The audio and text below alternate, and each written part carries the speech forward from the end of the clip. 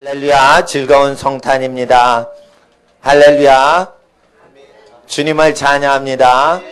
예, 좌우에 계신 분께 성탄의 축복이 임하소서, 이렇게 한번 축복 한번 해주시겠어요? 성탄의 축복이 임하소서. 할렐루야. 온 모든 가족과 모든 교우분들께 성탄의 축복이 임하시길 주의 이름으로 축원합니다.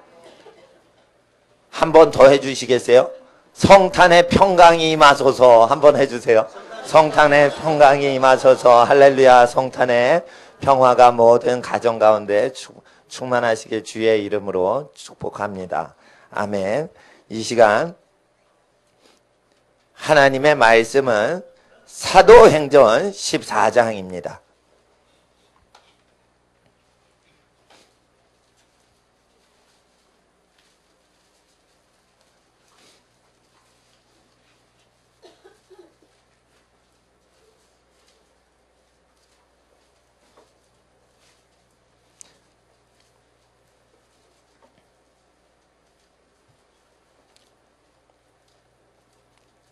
8절, 9절, 10절을 읽겠습니다. 사도행전 14장 8절, 9절, 10절 함께 받들어 읽겠습니다. 시작. 루스드라에 발을 쓰지 못하는 한 사람이 있어 앉았는데 나면서 앉은 뱅이 되어 걸어본 적이 없는 자라. 바울의 말하는 것을 듣거늘 바울이 주목하여 구원받을 만한 믿음이 그에게 있는 것을 보고 큰 소리로 가로되 내 발로 바로 일어서라 하니 그 사람이 뛰어 걷는지라. 아멘. 기도드리겠습니다. 성탄의 기쁜 소식을 주신 우리 주 예수님 오셔서 하나님의 뜻을 이루시고 주의 나라 영광 가운데 찬양 받으시고 모든 하나님 자녀를 통하여 찬송 받으소서. 기록된 말씀을 대할 때 성령 하나님 우리의 심령, 우리의 읽는 눈과 듣는 귀와 말하는 혀, 모든 신체 전체를 성령의 도구로 사용하시고 우리의 삶이 예수님 증거하는 아름다운 거룩한 복된 삶으로 쓰임받게 하여 주시옵소서. 추운 겨울날 하나님의 사랑으로 뜨겁게 사랑하고 하나님의 기쁜 평화로 거룩히 안식하고 쉴 수 있는 모든 집안이요, 모든 권속이요, 모든 하나님의 각 가정 되게 하옵소서. 거룩하신 우리 주 예수님의 이름으로 감사드리며 기도드리옵나이다. 아멘.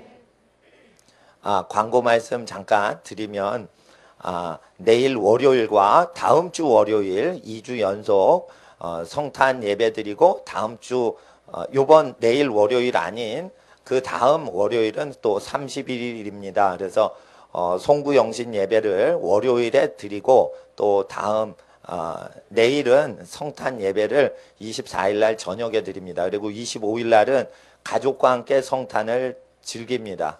그렇게 알아주시면 되겠고요. 그리고 내일은 성찬, 하나님 앞에 성찬을 대합니다. 그리고 제가 서울역에서 노숙자 전도하시는 교회들이 많은데 그 단체들을 다 아울러서 이제 그 일을 하시는 대표적인 어떤 일 많이 하시는 오준영 목사님 오셔서 서울시청도 가시고 그러세요. 그러니까 기독교 이제 사역 단체 대표로. 근데 오셔서 저기 그 성탄 메시지하고 집안들 축복 위하여 이렇게 안수기도 해주실 겁니다.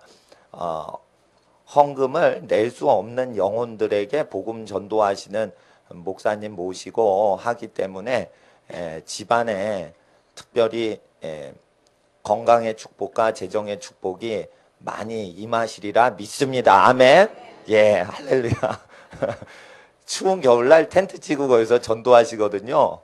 70 가까이 되시는 분이. 그리고 헌금 걷지 않고 그냥 계속 그 노인 목사님께서 그렇게 사역하시니까 예전에는 이렇게 부흥사라 막 안진뱅이 일으키고 그러셨어요. 근데 그런 거 안 하시고 이제 노숙자 전도하시는데 뭐 육신도 축복받고 재정도 축복받고 그런 날이 될 줄 믿습니다. 이런 걸 얘기하는 것은 내일 오시라는 뜻이에요. 그리고 송구영신 예배도 있고요. 그리고 수요일 날 예배가 없었다 이랬는데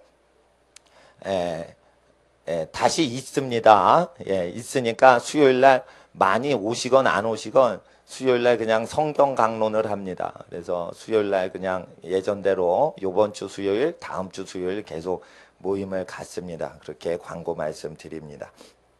예, 이제 말씀 본문을 보겠습니다. 루스드라에 발을 쓰지 못하는 나면서 앉은뱅이가 되었었던 어떤 사람이 있었습니다. 바울의 말하는 것을 듣거늘 바울이 주목하여 그 사람에게 구원받을 만한 믿음이 그에게 있는 것을 보고 큰 소리로 가로되 내 발로 바로 일어서라 하니 그 사람이 뛰어 걷는지라.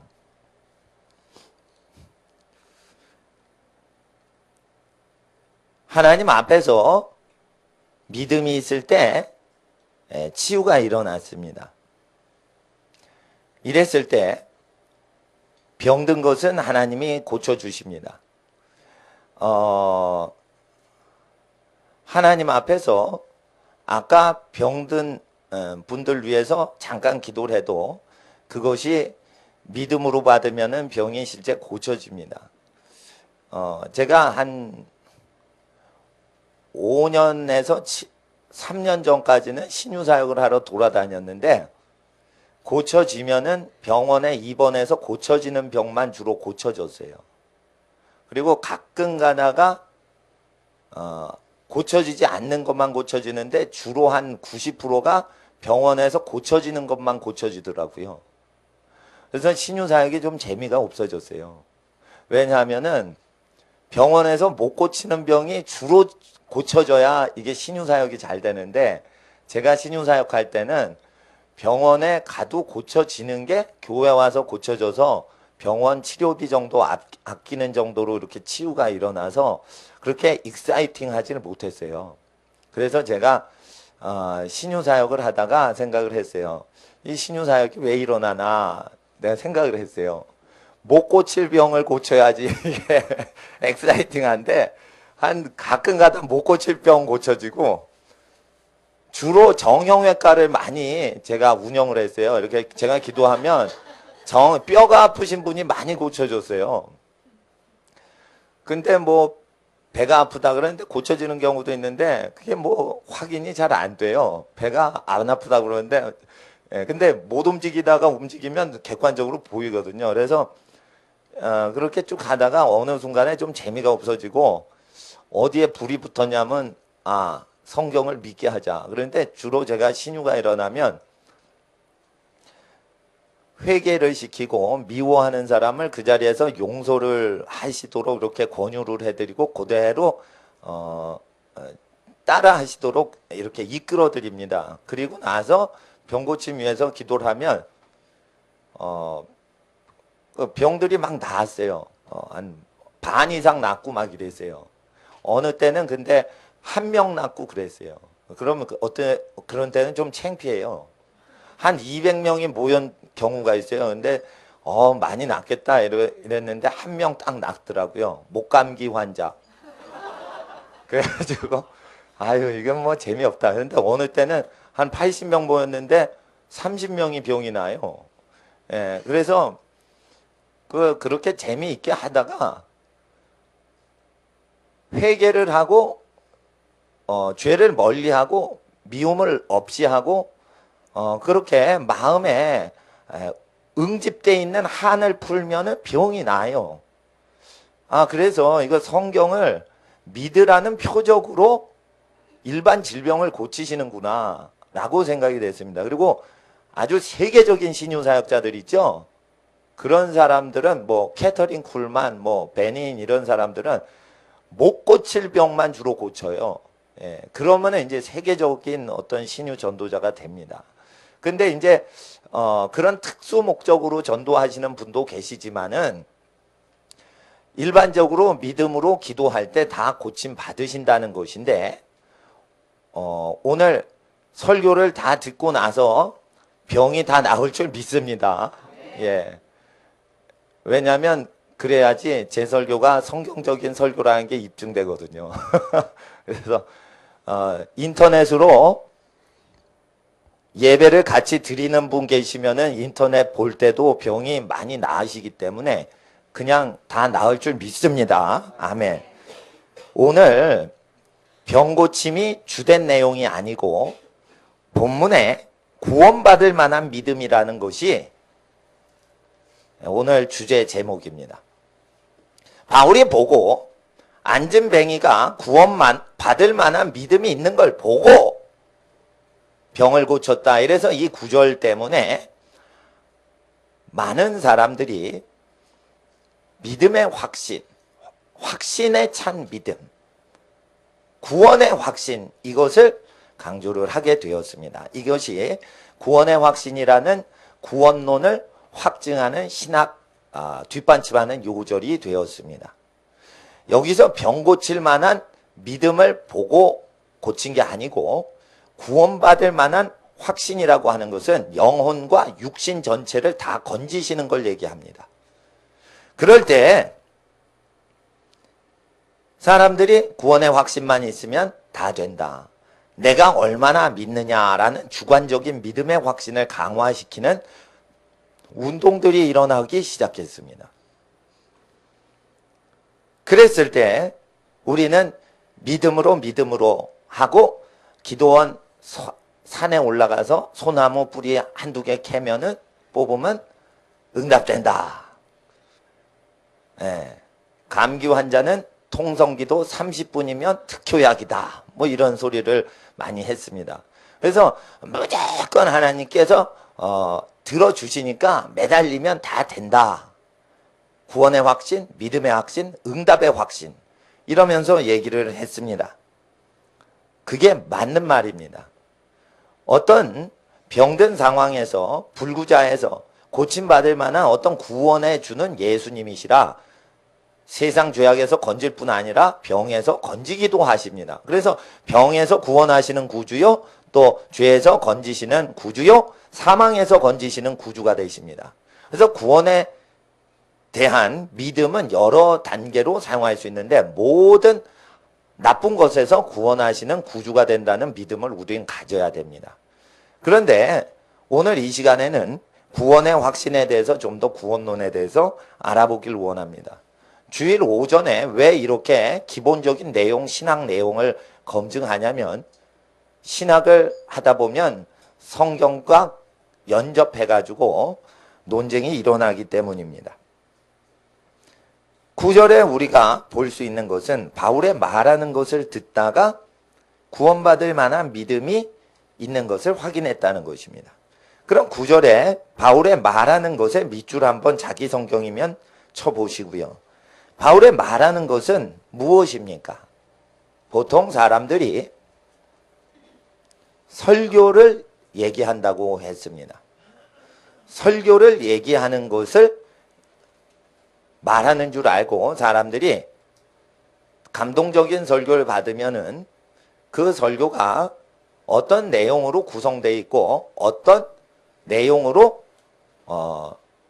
가득 차 있어도 믿음을 증진시키면은 그것이 바울의 말하는 것 같이 설교자의 재량껏 설교를 하면 믿음이 생기면 그게 좋은 설교다라고 믿는 경우가 있습니다. 그런데 여기서 7절을 우리가 읽지 않고 8절부터 읽으면 9절을 자기 마음대로 생각하는 것입니다. 7절은 8절과 연접되어 있습니다. 8절 앞에 포인트 표시 때문에 7절까지만 읽고 8절과 연접해서 읽지 않습니다. 큐티 교재를 보시면 7절까지로만 되어 있습니다. 8절은 다음 주에 읽는 구절로 되어 있습니다. 이런 식으로 읽으시면 안 된다는 것입니다. 성경은 큐티 집에 나온 것처럼 짧은 구절로 읽으시지 마시고 넉넉하게 몇 페이지를 읽으세요.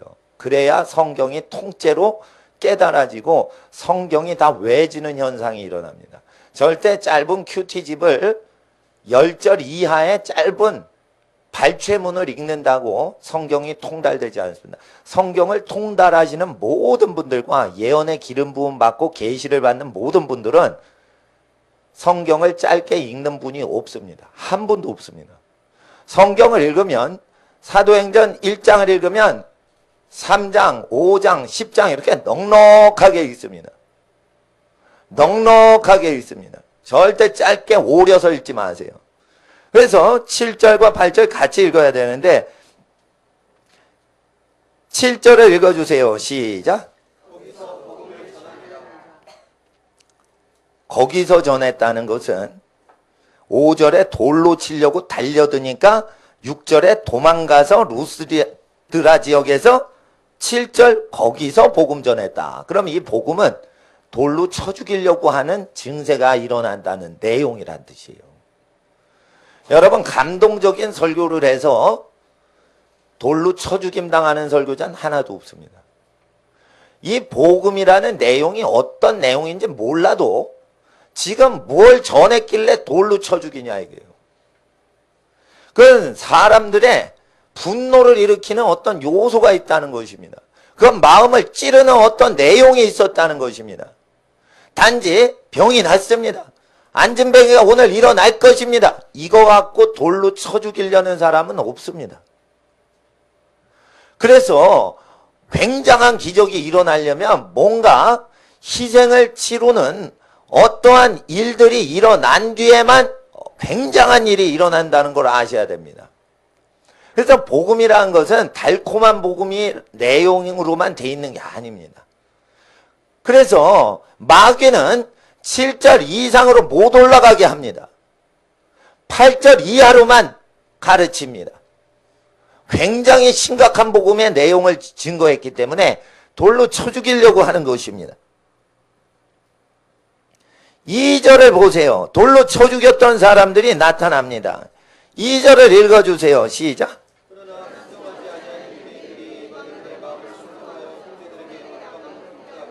뭔가 돌로 쳐 죽이려는 사람들은 어떤 복음이란 내용에 순종할 수 없었던 내용이 있습니다. 감동하지 아니하더니 아닙니다. 순종하지 아니하더니라는 것은 복음이라는 것은 회개를 해야 되는 어떤 순종하는 영역이 있다는 것입니다. 회개를 해야만 순종을 할 수 있는데 회개를 하지 않으면 죄에 대해서 건드리는 거기 때문에 사람 명예를 실추시키는 어떤 내용이 있다는 것입니다. 그래서 복음을 들으려면 심령이 가난하지 않으면 절대 이 복음을 삼킬 수가 없고 들을 수가 없고 받을 수가 없습니다. 애통하지 않으면 절대 받을 수가 없고 하나님 앞에 마음이 깨끗하지 않으면 절대 받을 수 없고 이 복음을 받으려면 의를 위하여 핍박 당할 태도가 준비되지 않고는 절대 복음을 받을 수가 없고 복음을 받으려면 오해를 받을 태도가 준비되지 않으면 복음을 받을 수가 없는 것입니다. 그래서 복음을 믿다 보면 착한 일을 하다가 오해를 받기도 합니다. 그래서 복음을 믿고 복음을 따라 사는 분들이 낙심하지 말아야 되는 이유가 여기에 있는 것입니다. 예수를 믿을 때 반드시 어려움이 올 수 있다는 것입니다. 그것이 특출나서 어려움이 오는 것이 아니라 그것이 정상적인 상태에서 그런 일이 벌어진다는 것입니다. 그러면 순종치 아니하던 자들에게 반대를 당할 정도로 뭘 전했다면 1절에 두 사도 바울과 바나바가 뭘 전했습니다. 1절을 읽어주세요. 시작.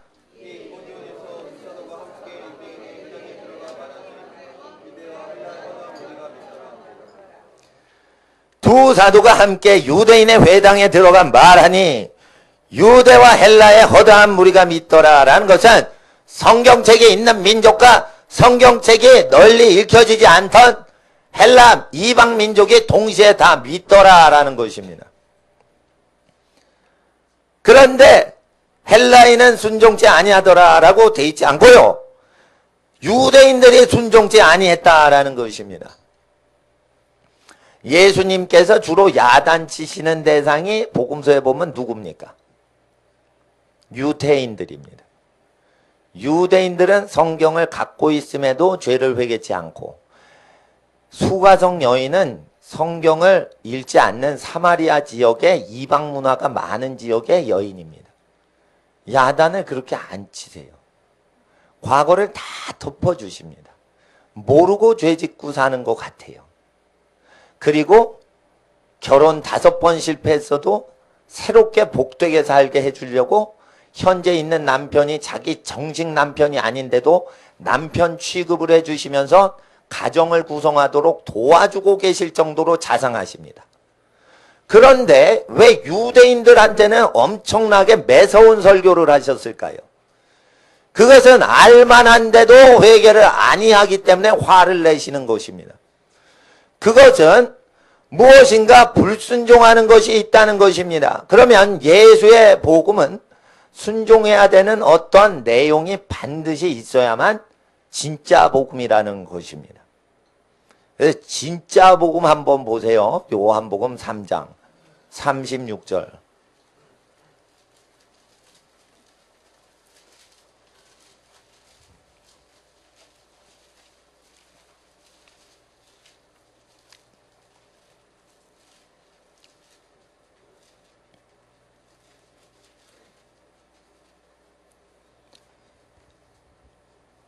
삼장 36절 읽어주세요. 시작.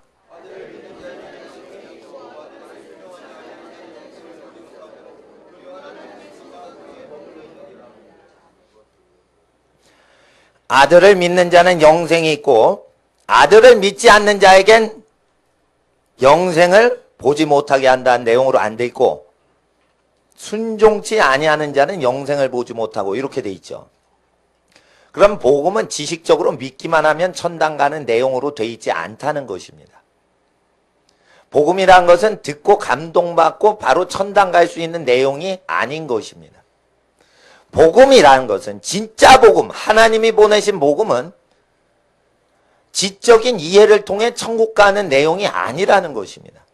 이것은 삶의 반응과 삶의 순수하게 따라다니는 순수한 따름, 순종, 순수하게 졸졸 따라다니는 것입니다. 아기 오리가 엄마 오리를 졸졸 따라다니는 것을 봅니다. 하나님 앞에 성령 충만하신 예수께서 걸어 다니시면 하나님의 자녀는 영생을 주시는 메시아 예수님 뒤를 졸졸 따라다니며 순수히 따른다, 순종한다는 것입니다. 복종하는 것보다 더 순전하게 복종한다는 뜻입니다. 복음은 이해를 요구하는 것으로 돼 있지 않고 삶의 반응을 요구하는 것인데 어떤 설교를 했기 때문에 니고데모 이야기가 나오고 나서 순종치 않으면 영생을 보지 못하고 라고 돼 있을까요? 자, 3장 어딜 보시냐면 1, 2절을 보세요. 여러분은 다 아시는 3장 16절 독생자를 믿는 자에겐 영생을 얻게 하려 하시려고 복음을 주셨는데 독생자를 믿는 게 어떤 걸 믿는 거냐? 독생자가 뭘 얘기를 하셨는데 그 내용에는 순종할 내용들로 구성되어 있는데 그 순종해야 될 내용들을 믿는다는 것은 순종한다는 뜻이에요. 그래서 믿지 아니한 자 이렇게 표현 안 하고 성경은 36절에 순종치 아니하는 자는 영생을 보지 못하고 라는 뜻입니다. 그래서 복음서대로 순종을 하는 사람만 믿는 사람이라는 뜻인데 이렇게 되면 구원을 얻는 사람의 수가 기독교인 중에 확 줄어버립니다. 한 10분의 1로 줄어버립니다. 목사들 중에서도 구원받는 목사가 확 줄어버립니다. 세상을 버리지 않으면은 세상과 타협하지 않아야지 구원을 받게 돼요. 그러니까 굉장히 이게 기독교 유럽인 전 국민이 다 기독교인이죠. 법으로 기독교 국가를 공포했어요. 엘리자베스 1세 여왕 때는 지금은 2세 여왕이에요. 엘리자베스 1세 여왕 때는 주일 성수 안 하면 전 영국민에게 다 벌금을 물렸어요. 반강제예요. 반강제가 아니지 완전 강제지 절반 강제도 아니에요. 그래서 그때 그 벌금 물지 않기 위해서 다 예배당에 가니까 영국 교회의 예배가 짧아져야 돼요. 예배 드리기 싫은 사람도 다 예배를 드려야 되니까 목사님이 설교를 짧게 해줘야 돼요. 그래서 준법을 다 하도록, 법을 다 지키도록. 그래서 영국에서 예배 시간이 1시간 내에 다 끝나는 게 형성이 돼서 전 세계에 수출된 거예요. 1시간 예배가 언제 생긴 줄 아세요? 영국에서 엘리자베스 여왕이 강제로 예배를 드리게 하니까, 예? 불신자도 1시간은 버틸 수 있지. 이래가지고 1시간 내에 버티고 우리를 위해서 1시간 내에 끝내주세요. 그러니까 설교자가 1시간 내에 끝내야 되니까 30분 이내, 20분 이내에 설교를 다 끝내요. 예. 그래서 얼른 집에 가게. 그렇게 해서 그 범법자가 없도록 그렇게 배려를 해주는 관습에서 나온 거예요. 그런데 그런 영국에서 구원을 많이 받게 하려면 또 신학도 널널한 신학, 편한 신학, 감동적인 내용으로 복음이 돼 있고 즐거운 복음은 하나님 앞에 진짜 복음이다. 이런 식으로 될 수 있던 것이죠. 그러면 순종할 거리를 마련해 놓으면 안 되는 거예요. 순종하지 않아도 천당 가는 내용으로 돼야 되는 것이에요. 그런데 이것이 영국의 기독교인데 사도행전의 기독교와 다르다는 것이에요. 그래서 하나님 앞에서 교회 관습과 예배 시간에 영향력이 온다는 것이에요. 역사를 공부를 하셔야 여러분이 교회 전통이 어떻게 형성됐는지 알 수 있습니다. 우리는 순종치 않은 자에게 영생을 주지 아니하신다는 요한복음의 내용을 다시 기억하면서 순종을 해야만 되는 내용으로 복음이 구성되어 있다는 걸 알고 요한복음 3장 16절을 암송해야 되건만 36절을 암송하지 않고 16절만 암송하니 절반 복음으로 끝나는 거예요. 그러니까 36절을 암송하고 16절도 암송해야 돼요. 근데 이걸 정확히 모르는 상태에서 니고데모를 논하면 어려워집니다. 1, 2절을 읽어주세요. 1, 2절 시작.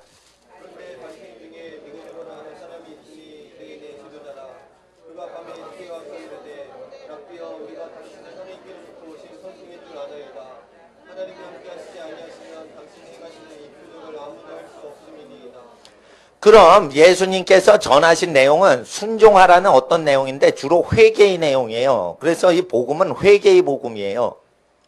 그래서 복음 전도자들이요, 안면이 두꺼워야지 복음 전도하고요, 싫은 소리 못하는 분은 주로 목자 역할을 해요.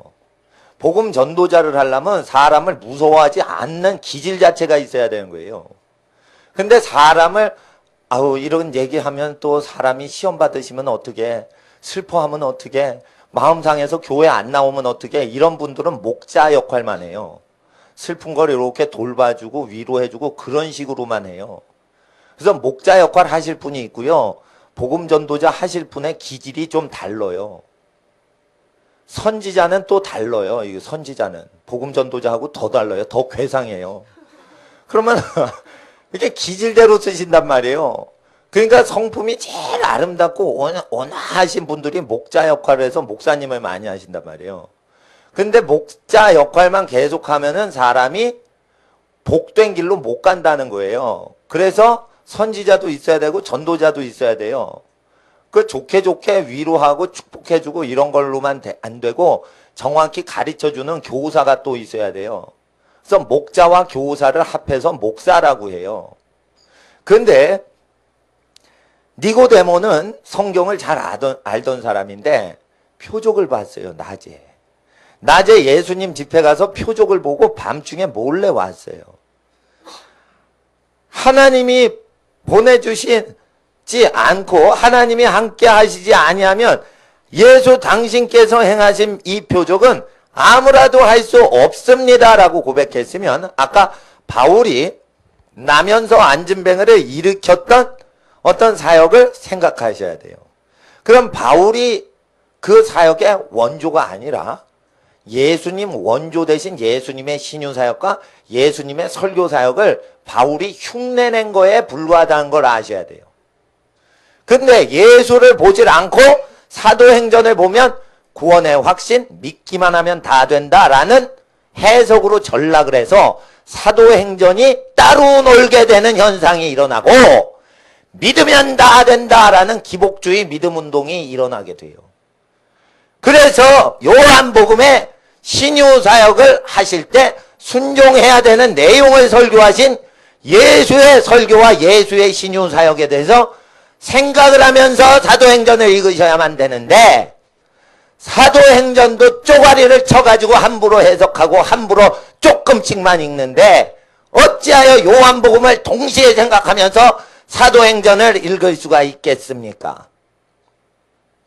그래서 우리는 다시 한번 율법학자였던 니고데모에게까지 순종하라고 외치셨던 예수님의 메시지와 설교와 사복음서에 기록된 모든 것을 생각하는 시간으로 주일 전체를 생각하면서 지내며, 또한 그 내용에 근거하여 하나님의 모든 축복이 내리고 하나님이 내리신 모든 저주가 이 땅에 뽑히도록 기도하는 주일과 또 성탄의 시즌과 연말 시즌 되길 주의 이름으로 축원합니다.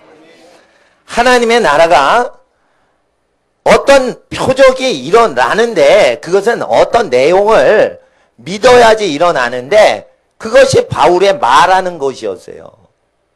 예수님께서 설교하신 어떤 복음이라는 개념이 순종을 해야 되는 내용으로 되어 있다는 것이에요. 그래서 그 복음이라는 내용은 순종을 해야만 되는데, 그것은 가르쳐야지 알고 그리고 지키도록 권유를 해줘야지 된다는 것이에요.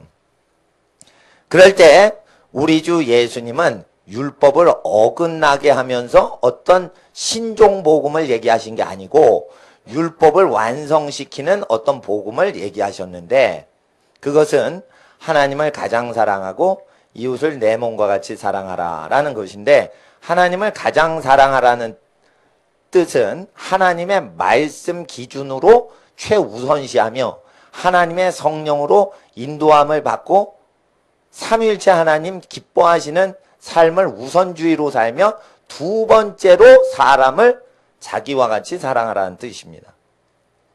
그래서 우리는 신앙이 주관적일 수가 없고 하나님 제일 우선주의를 하나님 제일 사랑하라고 했기 때문에 객관적인 기준에 근거해서 신앙생활 해야지 절대 감동적으로만 신앙생활 할 수 없다는 것입니다. 하나님을 가장 사랑한다는 것은 내 개인의 감정까지도 극복해서 사랑하라는 뜻입니다.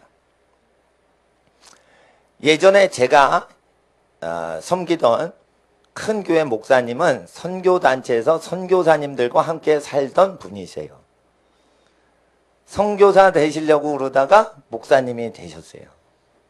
근데 외국 선교사님들하고 살다 보는데 선교사님들이 나이가 많이 드신 분들은 50대, 60대 되신 분들은 교회에서 이성 간에 허그를 해도 아무 문제를 안 일으켜요. 영국에서 선교사 훈련을 받으실 때 서양 선교사님들이 이렇게 다 허그를 하고 다 안아주고 그리고 그 축복을 해줍니다. 그게 습관화 되신 상태에서 한국에 오신 거예요. 교인들을 이제 하나씩 안아주는데 문제가 되는 거예요. 오해를 하는 거예요. 처녀들을 막 안아주니까 또 어떤 남자 부인을 이렇게 세례받았다고 안아주시고 그러니까 오해가 이제 생기는 거예요. 그러니까 여러분 잘 아셔야 돼요. 거룩하신 분들이 거룩한 어떤 모임에서 하는 것이 세상 활동하시는 분들의 기본 상식을 벗어나는 현상들이 있어요. 그래서 우리는 헌신을 해야 되는데 의인에게 보냄을 받았는지 죄인에게 보냄 받았는지 자기 자신은 헌신하셔야 돼요. 결정을 하셔야 돼요. 선택을 하셔야 돼요.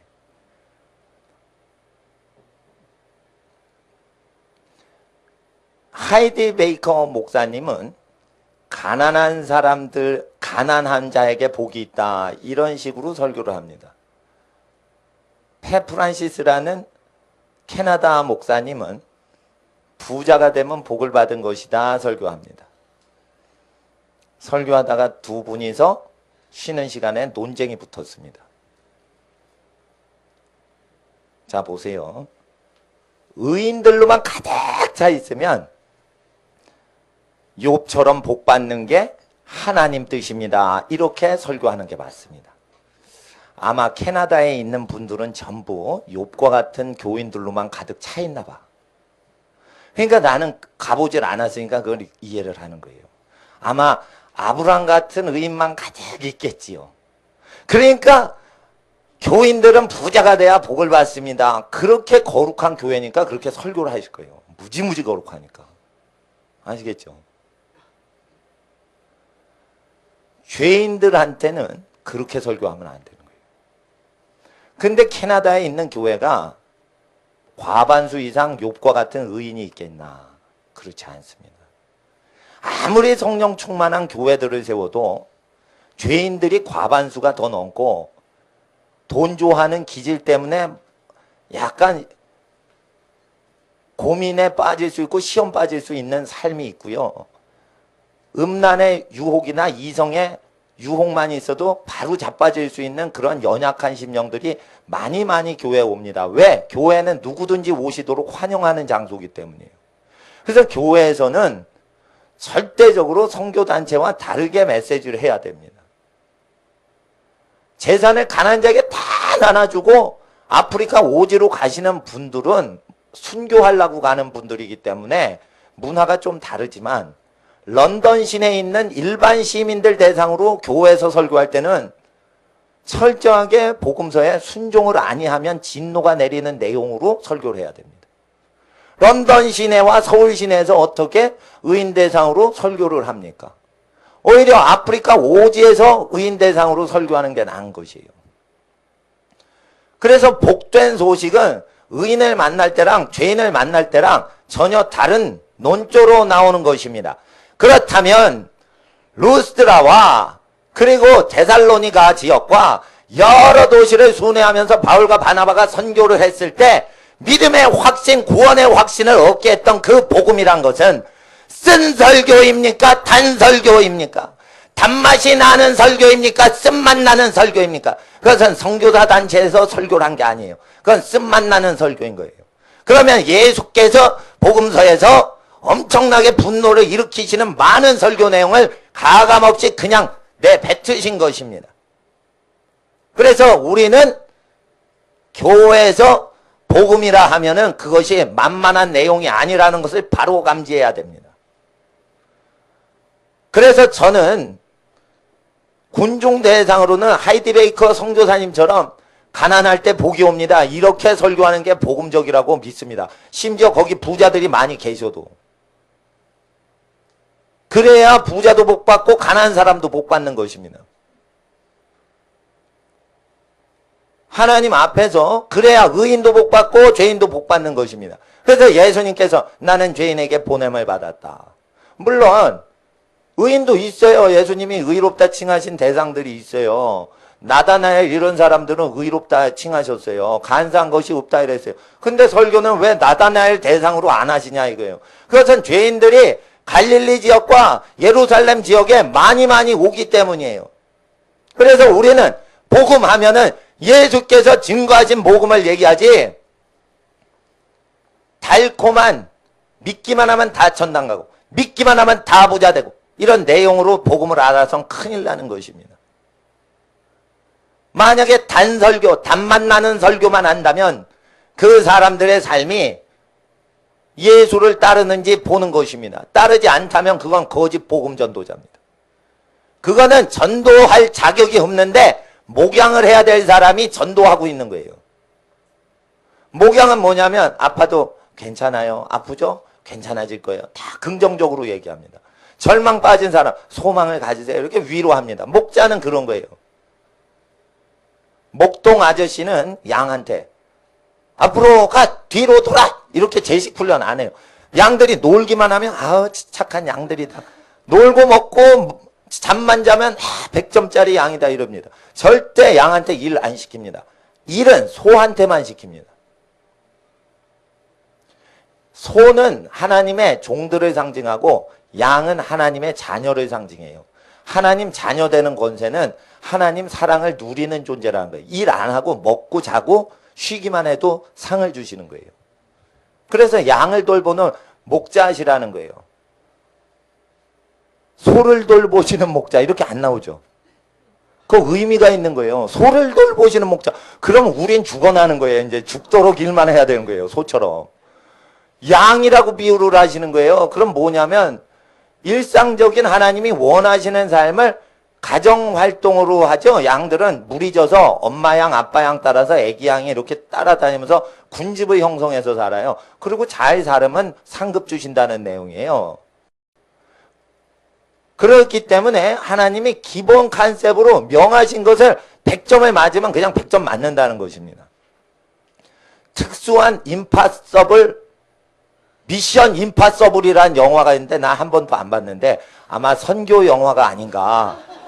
미션 임파서블. 이야, 순교의 위기를 극복하며 복음을 증거하다 죽는 내용이 아닌가. 난 한 번도 안 봐서 그런 내용 같아. 에? 미션 임파서블. 근데 약간 사진이 그런 내용이 아닌 사진이 나오는 거 봐서 아직까지 미스테리예요. 근데 하나님 앞에서 그런 내용의 이 일을 꼭 해야만, 바울과 같이 막 초자연적으로 사역을 해야만 하나님의 자녀가 되냐. 그건 소들이나 하는 내용이다. 양들은 그렇게 일을 안 하더라도 그냥 평화롭게 살다가 하나님 감사하고 아무 죄를 짓지 않고 가족생활 잘하고 사회생활 잘하고 경제생활 잘하고, 죄가 있으면 양들이 무리지어서 그 어떤 흐름을 만들어서 죄를 못 짓게 해요. 어떤 이런 문화를 거룩하게 창달을 해서 거룩한 문화를 발전시키는 어느 그런 정도만 하면 하나님이 복을 주시는 것입니다. 그래서 하나님께서는 뭔가 소와 양의 기질을 키워서 하나님의 거룩한 일을 일으키시는데, 그래도 나귀와 소가 같이 결의를 끌면 안 되듯이 나귀 같은 존재가 소가 되려면 회개가 필요하고, 염소 같은 존재가 양으로 되려면 회개가 필요한 것이에요. 그래서 다 소나 양과 같이 순종하는 존재가 아니고, 나귀와 같이 불순종하는 사람이 소 모양을 취하는 경우도 있고, 염소같이 불순종하면서 양과 같이 사는 사람이 있기 때문에 예수님 보실 때 나귀와 염소가 소와 양의 숫자보다 적음으로 죄인에게 보냄을 받으신 것입니다. 그래서 우리는 예수께서 복음을 증거할 때 죄인을 건지시는 복음으로 증거하셨기 때문에 굉장히 급진적이고 레디컬하고 굉장히 강력하고 거룩한 내용으로 예수의 설교가 구성되어 있다는 걸 우리가 알 수 있습니다. 그래서 다시 한번 구원의 확신이 굉장히 위험스러운데, 그것은 사도행전을 정확히 읽질 못한 상태에서 구원의 확신 교리를 컨셉을 함부로 받아버리면 복음서하고 완전히 찢어지는 사도행전이 나타나고, 사도행전 앞부분과 뒷부분이 찢어지는 어떤 현상이 일어나요. 그래서 통합적으로 이걸 보는 눈을 우리가 길러서 세속화되는 기독교 교계의 문화를 거룩히 바꿔가는 저와 여러분 되시고, 사회의 소금과 빛이 되는 저와 여러분 되시길 주의 이름으로 축원합니다.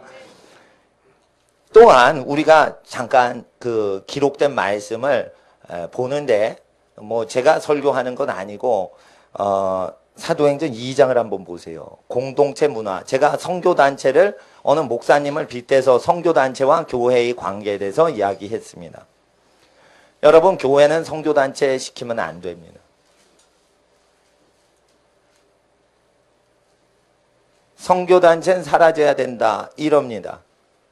교회는 완전해지면 선교단체가 된다. 맞습니다. 그런데 바울이 왜 교인들을 다 끌고 선교지로 안 가냐면, 선교지로 가는 것 자체가 2명만 가면 다 되기 때문이에요. 그래서 교회가 선교 여행으로 다 외국 여행을 가는 것은 성경에 없습니다. 그래서 저는 전교인 모시고 해외여행 안 합니다. 그렇게 하면 목사님 공짜 티켓 하나 나와요.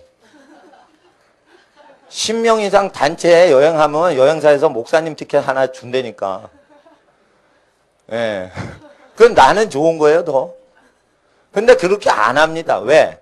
사도행전에 자기가 맡은 그 지역과 가정과 그 도시를 맡는 게 선교고, 지구 반대편을 선교하려면 중보기도 하시면 되는 거예요. 중보기도 하세요. 그게 더 강력해요. 북한에 가실 필요가 없어요. 북한에 왜 기도해 주세요. 그럼 거기서 무에서 유가 창출돼요. 예. 그렇기 때문에 바나바와 바울만 가도록 보내시지 안디옥 교회에 교인 전체를 보내시는 경우도 없고 10명을 보내시는 경우도 없고 예수님 2명씩 보냈던 것처럼 성령께서 바나바와 사울을 내가 따로 구별하노니 2명만 보내라. 성령 하나님도 예수님하고 똑같이 2명 보내죠. 이것은 뭐냐면 선교의 초효율성을 위해서 하시는 거예요. 단체로 가보세요. 다 잡히지. 2명만 가보세요. 안 잡혀요. 안 잡혀.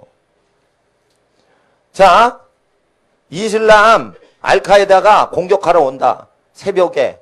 그럼 어떻게? 50명이 단체 선교 갔어요. 아우, 늦잠 자는 사람 깨우다가 알카에다한테 잡히면 어떡해. 야, 장꾸러기야, 빨리 일어나. 알카에다 온대. 이러면서 하다가 알카에다가 덮치면 어떡해. 그러니까 2명이 튀는 게 편하지 50명이 튀어봐요. 눈에 다 보이지. 그러니까 선교는 그렇게 하는 게 아니라 이거요. 외국인이 2명만 가서 현지인을 다 변화시키는 능력을 받은 다음에 가서 현지인이 다 기독교인이 되게 해야지 그게 걸리지 않는 거지. 외국인 황인종이 아프리카 가지고 선교를 해봐요. 다 걸리지. 아랍 지역 가세요. 아랍인하고 한국 사람 외모가 다른데. 그러니까 이거 선교를 할 때는 사도행전적으로 해야 되는데 거의 의미가 있는 것입니다. 그 의미는 예수님이 땅에 계실 때 규정하신 거예요. 그래서 우리는 사사롭게 정책을 따르시면 안 되고 문자 그대로 할 수 있어야 되며 문자 그대로 행동을 못 하시는 분은 사역 안 하셔도 괜찮다는 뜻이에요. 문자 그대로 하는 게 어렵습니다, 이거. 그래서 문자 그대로 행동할 수 있으려면은 하시는데 그게 안 되면은 사역 안 하시고 자기의 부르신 일과 가정의 일과 온전한 결혼 생활과 온전한 직장 생활과 이걸 잘 하시면 돼요. 에베소서 교인에게 아내를 사랑하고 남편에게 복종하고 부모를 공경하고 자녀들을 주의 교훈으로 양육하되 노하지 말게 하고 노하면 자녀가 노하잖아요. 분노가 막 있잖아요. 그럼 말을 안 듣거든요. 그러니까 분노가 일어나면 뭔가 문제가 있으니까 더 약간 친해질 필요가 있는 거죠. 그럴 때 하나님의 이런 가족 원리와 그리고 그 뒤에 상전에게 복종하라. 직장 생활 얘기하는 거예요. 종들을 공갈치지 말라. 이건 뭐냐면 직장 생활에서 밑에 부하 직원들 얘기하는 거예요. 그래서 직장 생활 열심히 하고 그래야 마귀 이긴다는 거예요. 그러니까 절대 그 교인이 다 해외 선교를 간다. 나 이게 비성경적이라고 보여요. 나는 교인들이 다 해외에 가야 된다. 이런 운동을 하는 선교단체와 교회에 있어서요. 근데 나중에 알고 보니까 그럴 필요는 없다라는 것이에요. 그리고 교인이 다 거룩해지면 교회가 가정과 같이 되고 가정은 교회 같이 된다. 이렇게 배웠어요. 근데 그게 성경적이지 않다는 걸 봤어요. 가정은 끝까지 가정으로 고유의 역할을 감당해야지 교회의 직무를 섞으면 안 돼요. 여기 보세요. 2장에 뭐가 나오냐면요. 가족의 소유를 다 팔아서 교인이 한 가족과 같이 되고 기존의 가족 구실하는 것을 공동체 전체 교회 역할이 감당한다. 이런 개념을 공동체 신학을 가리치는 기독교 신학자들이 가정 역할을 교회가 감당해서 가족 사랑이 교회 사랑으로 다 대체가 돼서 가족은 없어지고 다 교회가 가족 역할을 한다.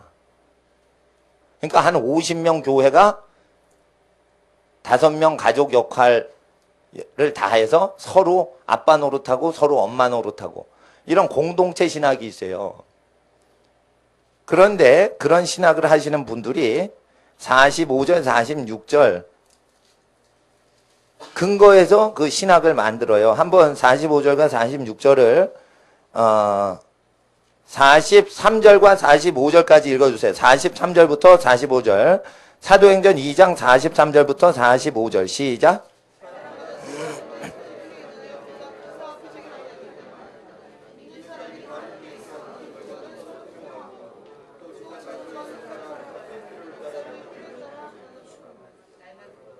예. 날마다 마음을 같이 성전에 모이기를 힘쓰고 집에서 떡을 떼며 기쁨과 순전한 마음으로 음식을 먹고. 여기서 집이 아니라 집들이에요. 자, 어느 이단 단체에서 신앙촌을 만들어서 다 재산 팔고 그 신앙촌으로 와서 그 언덕 위에 마을을 형성하여 이단 집단 교도들은 이단 신도들은 전부 그 마을에 집단 이주를 해서 살았어요. 그리고 집단 자살을 했어요. 이게 다 어디서 흉내낸 건 줄 아세요? 이걸 잘못 해석해서 일어난 거예요. 이거 잘못 해석해서 일어난 거예요.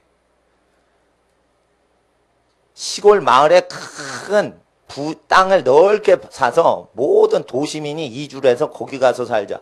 이게 왜 비성경적인 줄 아세요? 성경 잘못 알아서 그래요. 고린도 도시의 고대 유적을 발굴을 해보면 가장 큰 집도 70명 이상 들어갈 수 없는 주택 구조로만 돼 있어요. 고린도 도시에 교회를 설립할 때 어떤 큰 수용시설을 만드는 것을 한 적이 없어요. 그래서 공동체 신학을 하는 어느 선교단체에서 그걸 하는데 그런 공동체로 가족을 버리고 가족이 전체가 이주하든지 불신자 가족을 버리고 신자들만 사는 단체에 들어가서 산다. 이게 왜 이단 단체의 행태를 추정하는지를 제가 이해를 시켜드리려고 해요. 예수님은 절대 가족을 이탈하여 신자 교인끼리 같이 사는 걸 허용하신 적이 없어요. 왜 그러냐? 민수기 때부터 혈육을 따라서 캠핑을 해라 이랬어요. 텐트를 칠 때 레위 지파는 레위 지파끼리 하고 요셉 지파는 요셉 지파끼리 하고 베냐민 지파는 베냐민 지파끼리 텐트 속에 살고 요셉 지파하고 베냐민 지파는 조상이 라헬 조상 후손이죠. 그래서 르벤 지파보다 더 가깝죠. 어머니 쪽이 더 가까우니까. 레아 쪽이 아니잖아. 그래서 동서남북으로 모세가 캠핑 배치리를 해줄 때도 베냐민과 므낫세와 그리고 에브라임 지파는 같이 모이게 해줘요. 유다 지파하고 베냐민 지파 같이 옆에 안 해요. 그런데 잘 보세요. 므낫세 지파, 에브라임 지파, 베냐민 지파가 같은 조상 라헬의 후손인데도 불구하고 베냐민 지파끼리 또 묵으라고 해요. 그건 뭐냐? 피를 따라서 태어났기 때문에 혈육을 따라 창조되었던 그 계열을 따라 거주하라는 뜻이에요. 믹스하지 말라 이랬어요. 그래서 예수님께서 집단 거주하라 하지 아니하시고 선교사할 제자 12명만 데리고 다니시고 그 마을의 마을을 촌과 촌과 성읍과 촌을 두루 돌아다니시는 것은 성읍에 살고 촌에 사는 사람 살면서 지내시라고 예수님이 이동을 해주시는 거예요. 만약에 예수님이 이동을 안 하시면 성과 촌을 다 버리고 예수님 따라야지. 근데 예수님이 왜 친히 갈릴리에 여러 촌을 다니시냐면 지역생활과 경제생활과 가정생활과 직장생활을 그 동네에서 그냥 하세요 라는 뜻에서 예수님이 그 마을 가서 하루 종일 설교 집회를 해주시는 거예요. 아시겠죠? 따라다니는 사람이 있잖아요. 그건 열성분자라서 따라다니는 거예요. 그건 열성분자라서. 예. 그렇게 열혈 팬들이 예수님한테 있었단 말이에요. 예. 나도 만약에 예수님이 요즘 갈릴리 강이 아니라 한강 근처에 오시잖아요. 예, 그러진 않아요. 재림하실 때까지 한강 근처에 안 오셔요. 예, 오시면 나도 쫓아다니지. 예, 광나루 근처에서 집회하시면 광나루, 저 김포 강변 근처에 서면 김포 가서 집회하고 그러겠죠. 예, 예수님 오셨는데. 근데 예수님은 그렇게 강나루 집회 이런 거 안 하십니다. 재림하실 그 전까지는 절대 그리스도께서 여기 있다 저기 있다 절대 믿으시지 마세요. 하나님께서는 그러나 각 집안 형편과 직장 활동하는 걸 아셨기 때문에 가정의 거주 형태를 민수기와 레위기와 신명기의 거주 방식을 명하신 것을 흩으시지 않습니다. 모세 율법을 정확히 이해를 하신 분이 사도행전 2장을 정확히 이해를 하게 돼서 가정생활과 직장생활을 충성되게 하면서 신앙생활을 합니다. 그런데 모세 율법을 정확히 이해를 못한 상태에서 사도행전 보면 모세 율법에서 지파별로 가정별로 가족 패밀리별로 거주를 하라는 것을 깨버리고 지금 새로운 주거 형태를 주장하시려고 신앙촌을 만든다라고 잘못 오해를 하는 것입니다.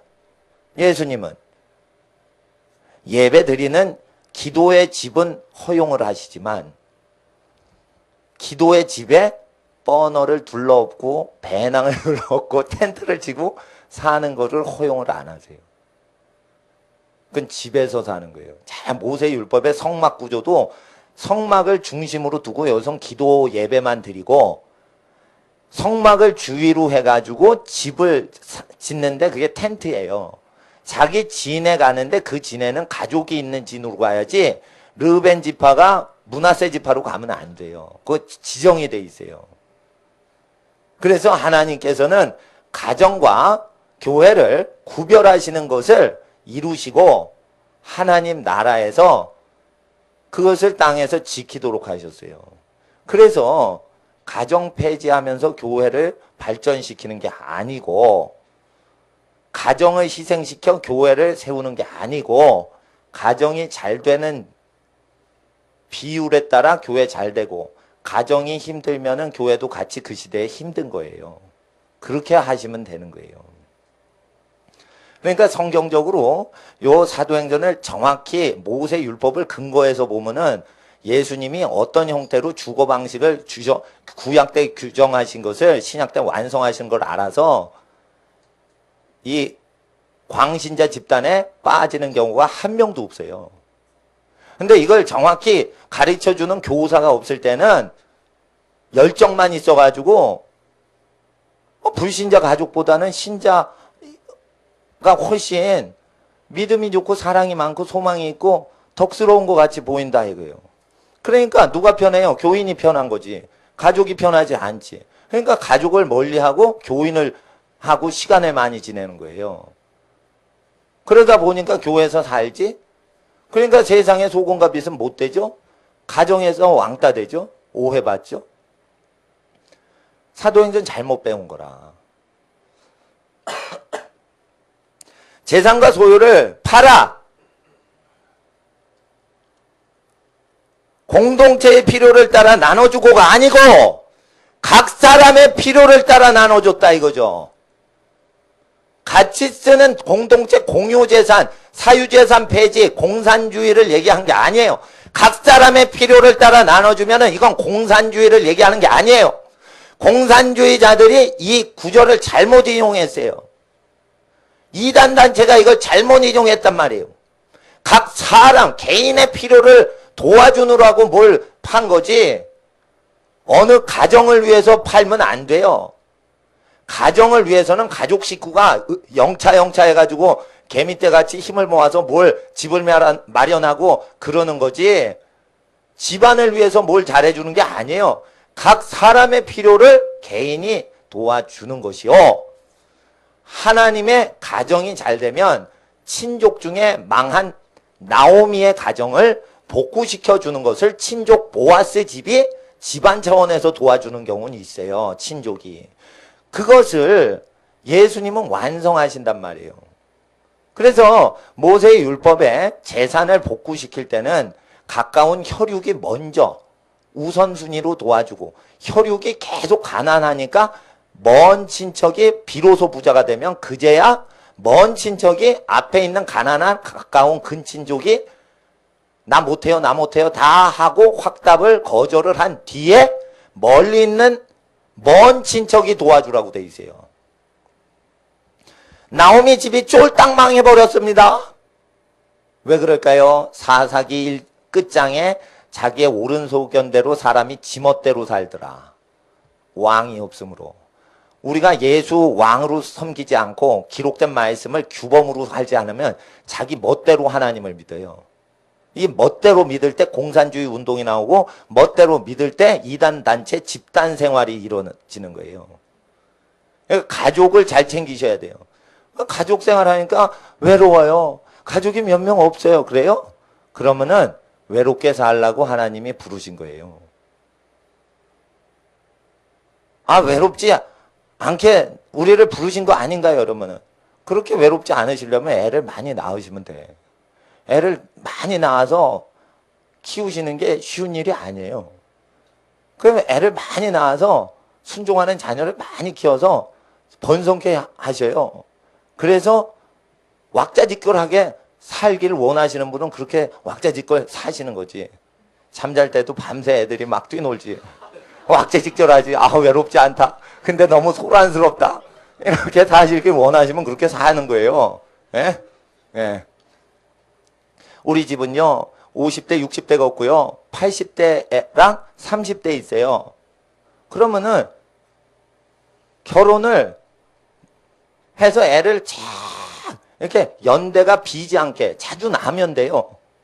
자주 낳으면 80대 계셔요, 70대 계셔요, 60대 계셔요, 5, 6, 예? 1, 2, 3, 4, 5, 6, 10대 다 있는 거예요. 예, 그렇게 만드시는 거예요. 근데 그렇게 만들어지지 않았다 그러면은 그 있는 귀중한 몇 명의 소수의 가족을 집중해서 사랑하시라는 뜻이에요. 그러니까 사람이 많아서 좋은 것도 있지만 사람이 적으면 그 사랑을 독점할 수 있지요. 그러니까 많아도 좋고 적어도 좋은 것이에요. 그러니까 하나님은 이 생육하고 번성하는 창세기 1장의 창조 계명, 생육하고 번성하는 계명을 깨신 게 아니에요. 생육하고 번성하지 말고 교회 가면 사람 많으니까 가족 대신에 사귀자.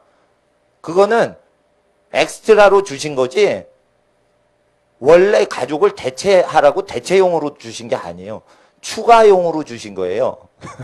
교인의 사랑은 가족 사랑의 추가분으로 주신 거예요. 보완을 하기 위해서 주신 게 아니에요. 보너스로 주신 거지 본봉 대신 주신 게 아니에요. 보너스로 주신 거죠. 하나님은 그래서 율법의 모든 거주 형태를 깨시지 않고 일을 하신 겁니다. 그리고 재산의 소유를 팔았죠? 나누어 주었죠? 그럴 때 신명기 15장 1절 보세요. 신명기 15장 1절.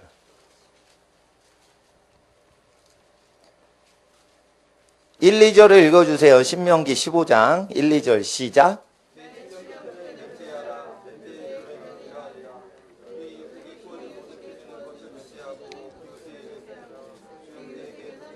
성경.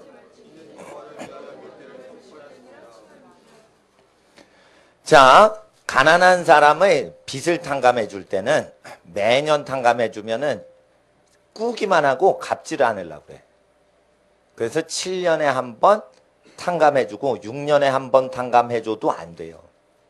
이게 하나님의 법이에요. 그래서 빚 갚어. 꾼 거니까 갚아야지. 이게 하나님의 뜻인데 요건 6년 정도 하고 7년째 되면은 못 갚는 사람이 나와요.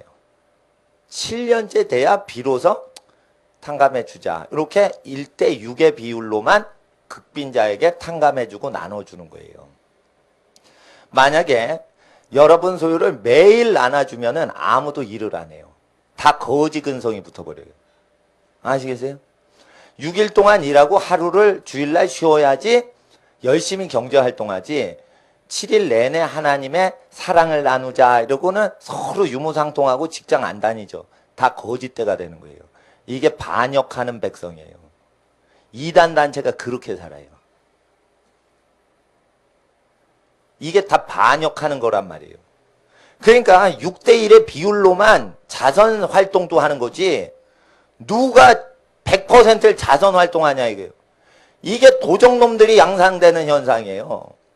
이집트 가죠? 이집트 갔는데 거지가 딱 자신만만하게 딱 이럽니다.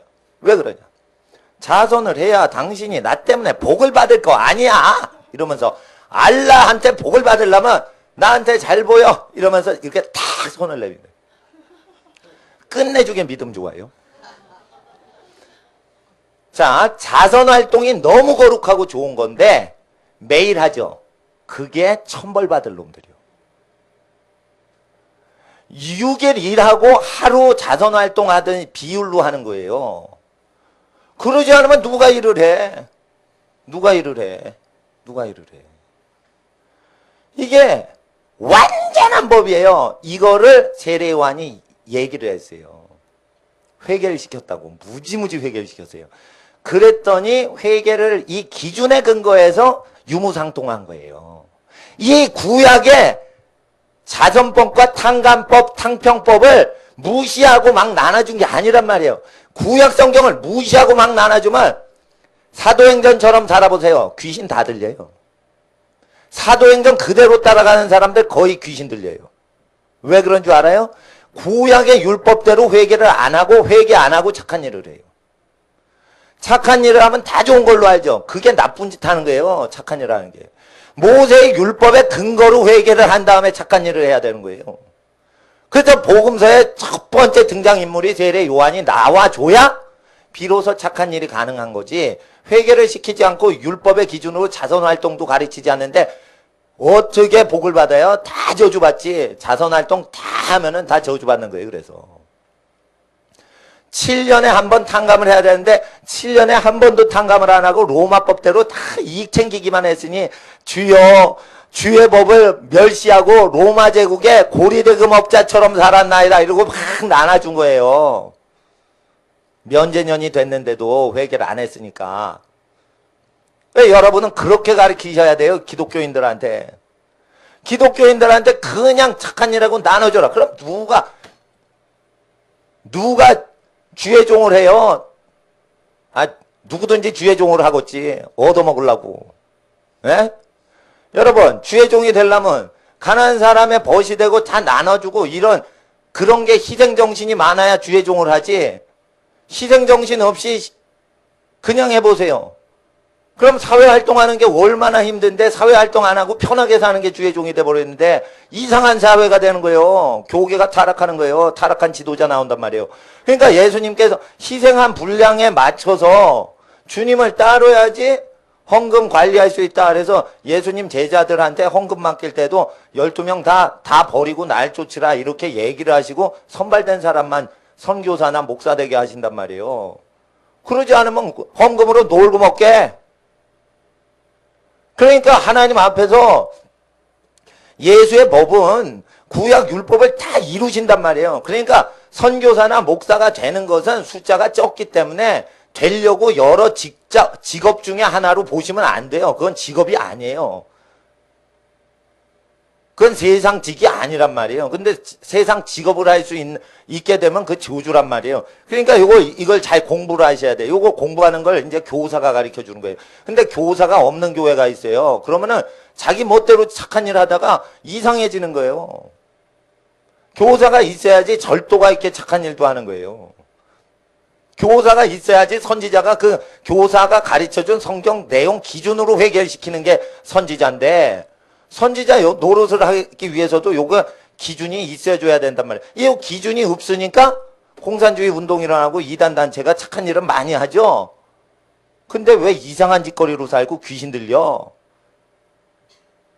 땀 흘려야 먹으리라 했고 일하지 않으면 먹지도 말라 했는데 그 법을 어기고 신앙단체다 이러면서 계속 경건을 이익의 재료로 사용한단 말이에요. 교회 생활하는 게 쉬워요? 사회생활하는 게 쉬워요? 사회생활이 어렵단 말이에요.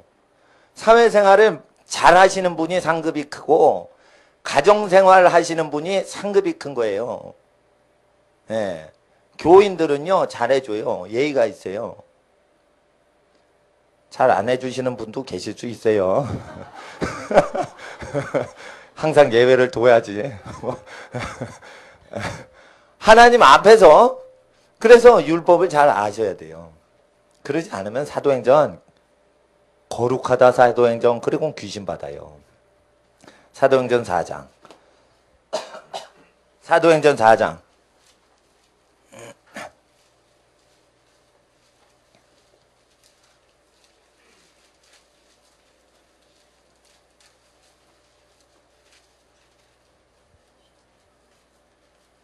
32절,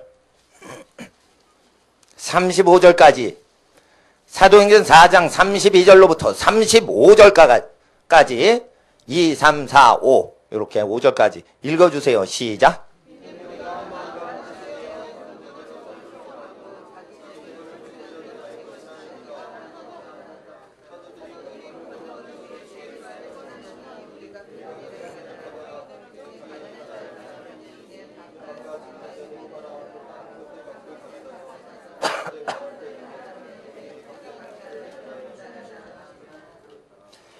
이것은 무엇이냐면 레위기 25장에 보면 50년마다 희년을 선포하고 집과 전토가 없는 자에게 토지개혁해서 나눠주라 하는 법이 있어요. 집과 전토를 나눠주려면 50년마다 국가적으로 해야 되는데 로마 제국이 통치하는 유대 지역에서는 로마 제국법이 7위가 됐어요. 그래서 가나안이 빈익빈 부익부가 계속 지속이 됐어요. 그래서 50년마다 토지개혁이 안 이루어져요. 국가법이 로마법이기 때문이에요. 우리나라 토지법 보세요. 소지한 지 50년 되면은 집이 없는 자에게 나눠줘라. 이렇게 일을 열심히 50년 동안 해도 집이 없고 전토가 전혀 없고 무주택자에게 나눠주라. 이런 법 없어요. 50년째 됐을 때. 예수 믿으면 그렇게 하라고 돼 있어요. 누구한테? 거지에게?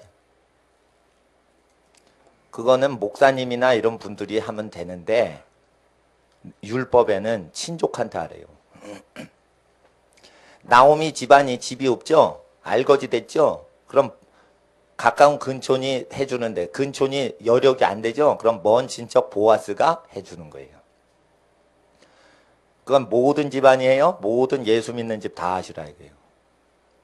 저희 교회 팔아가지고 고아들 주고 헌금 제일 많이 들어왔던 경우에는 집이 없는 경우나 하나님 예배당 없는 경우에 이렇게 주로 썼어요. 그거는 교회에서 이제 하는 경우가 있지만 개인적으로 할 때 여러분 아셔야 돼요. 이걸 개인적으로 하면 미치는 거예요. 올해도 한번 집을 팔아보시죠. 내년에도 한번 밭을 팔아보시죠.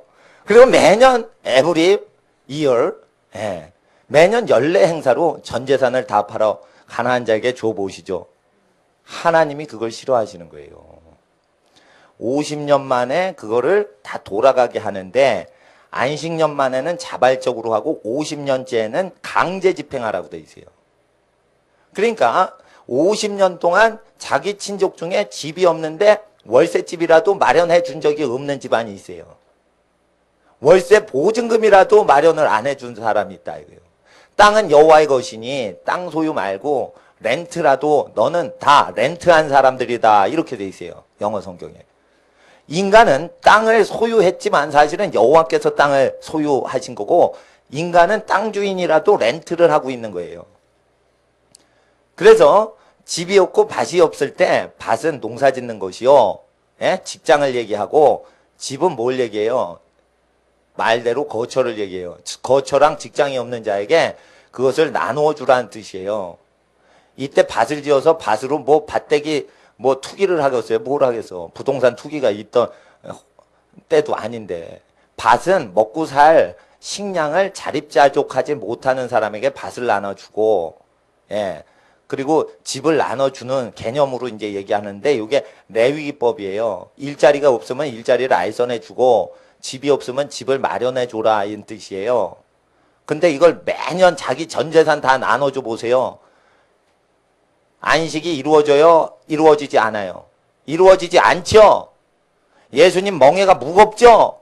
예수님 멍에는 가벼워요. 50년 만에 강제로 하고 7년 만에 한 번씩 해서 가벼운 거예요. 친척한테 그걸 한 번도 안 해보신 분만 하시면 돼요. 그렇게 하면은 친족끼리 잘 상황을 알죠? 교인끼리 상황 알아요? 몰라요? 성령 충만한 교회는 기도만 해서 교인끼리 서로 몰라요. 성령 충만 안 해서 기도 오부지게 하지 않는 교회가 교인끼리 상황을 아는 거예요. 아시겠어요? 성령 충만한 교회는 기도를 계속해서 하나님께 응답받고 믿고 옆에 교인이 자기 상황을 몰라요. 믿음이 좋기 때문에 자기가 기도만 하지. 그래서 기도를 많이 하시기 때문에 하나님이 역사는 하시지만 가난한 사람 도와줄 때는 친족이 도와주라고 돼 있어요.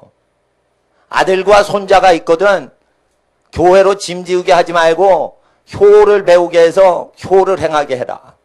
이것이 하나님이 받으실 만한 것이니 교회에선 반드시 효도를 가르치라고 돼 있어요. 그래서 복음 전파하는 교회가 짐을 더 지지 않게 하려고 하는 거예요. 그래서 효를 행하면 교회가 부자가 되질 않아요. 효를 행하면 집안이 복받아 그 효가 있는 집안이 잘 살아요. 그러니까 효를 가리키면 교회가 부자가 되는 게 아니라 집이 부자가 되는 거예요. 집이 부자가 되면 교회도 넉넉해져요. 헌금이 늘어나니까. 그래서 집이 부자 되고 그 다음에 교회가 헌금이 느는 게 순서예요.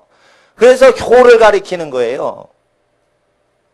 자기 집안의 어른을 공경하고 교회 구역장 섬기거나 이런 거 하는 게 아니에요. 그럼 목사님한테 먹을 거를 주시면 괜찮은데 여러분 보세요. 교인이 10명이죠. 한 명이 10명분을 먹어봐. 살이 찌는 거예요. 목사가. 목사가 배고프면 지가 먹겠지. 아시겠어요? 자기가 먹는 거예요. 가다가 뭐 떡볶이 먹고 싶다 이러면은 전도사님 떡볶이 좀 먹죠.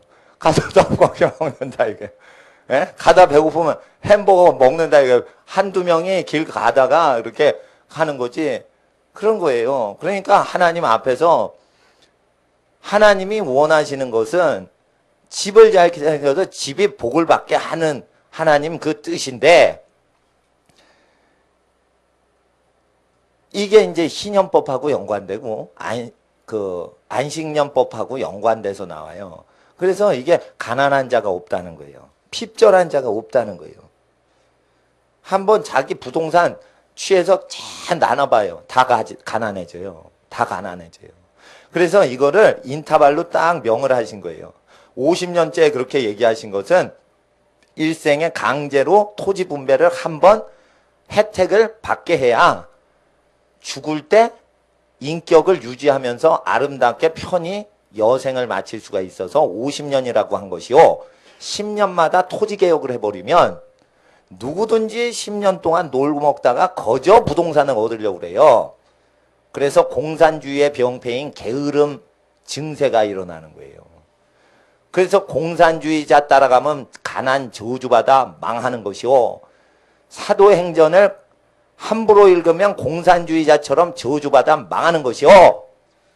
레위기야 신명기에 안식년과 희년 주기에 맞춰서 그것을 회개시키는 친족 구제법을 따라서 양심적으로 설교를 하는 것을 믿을 때는 비로소 신약성경이 구약성경과 합치되게 믿는 것이라 비로소 사도행전이 가난을 해결해 주는 법이 되는 것이에요.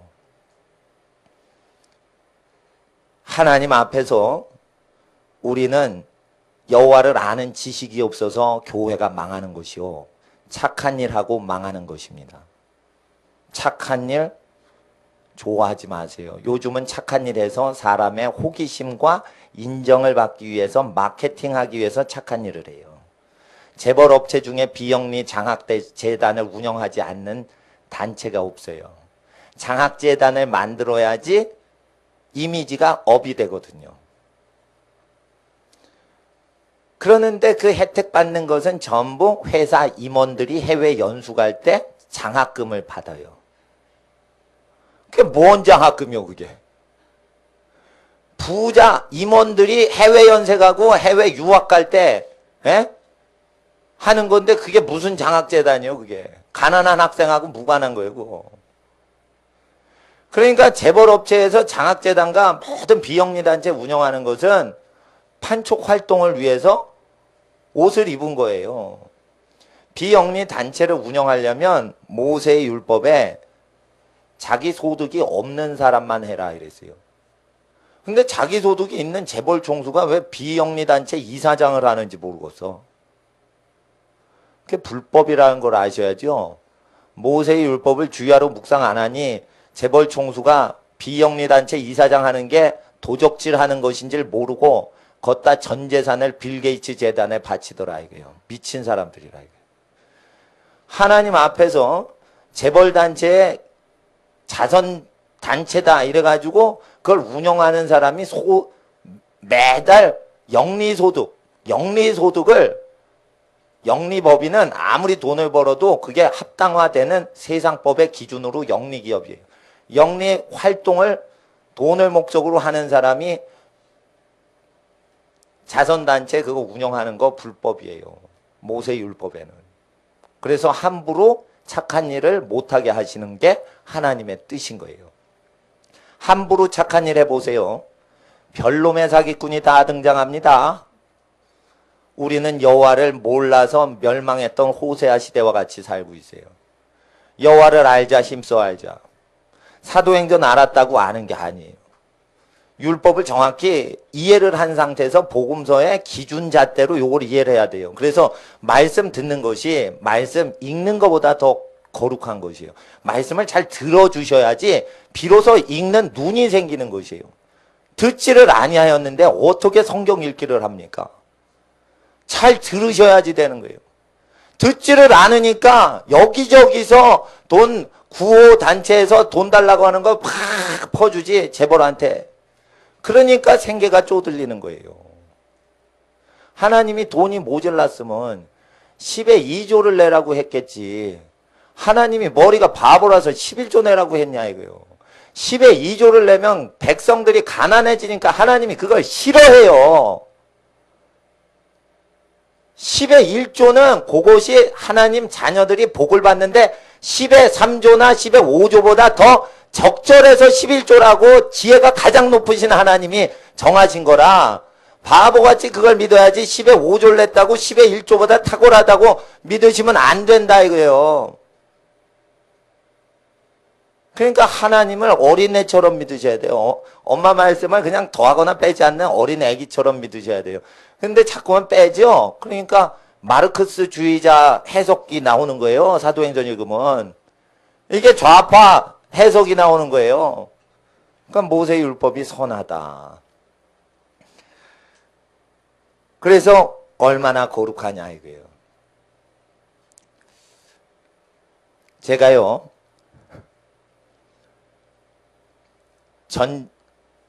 전주에 성령 집회하러 갔는데 그때는 주로 회개를 시킬 때였는데 처음 갔어요. 전주 한 5년 전인가? 7년 전인가? 처음 갔는데 강사를 모시는데 어떤 아주머니가 기사요. 그리고 좋은 차를 모는데 나 혼자 강사인데 탔어요. 근데 숙소에다 내려주는데 숙소가 어디냐?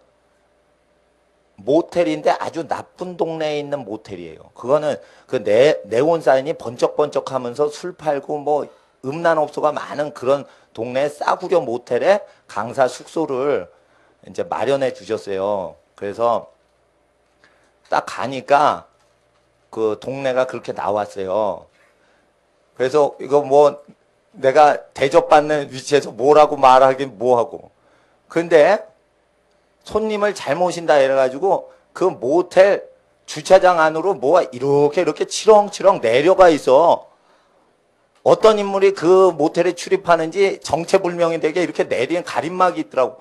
근데 그냥 자동차가 그 안으로 들어가는 거야. 누가 보면은 완전히 나 이상하게 나보게 하는 거야.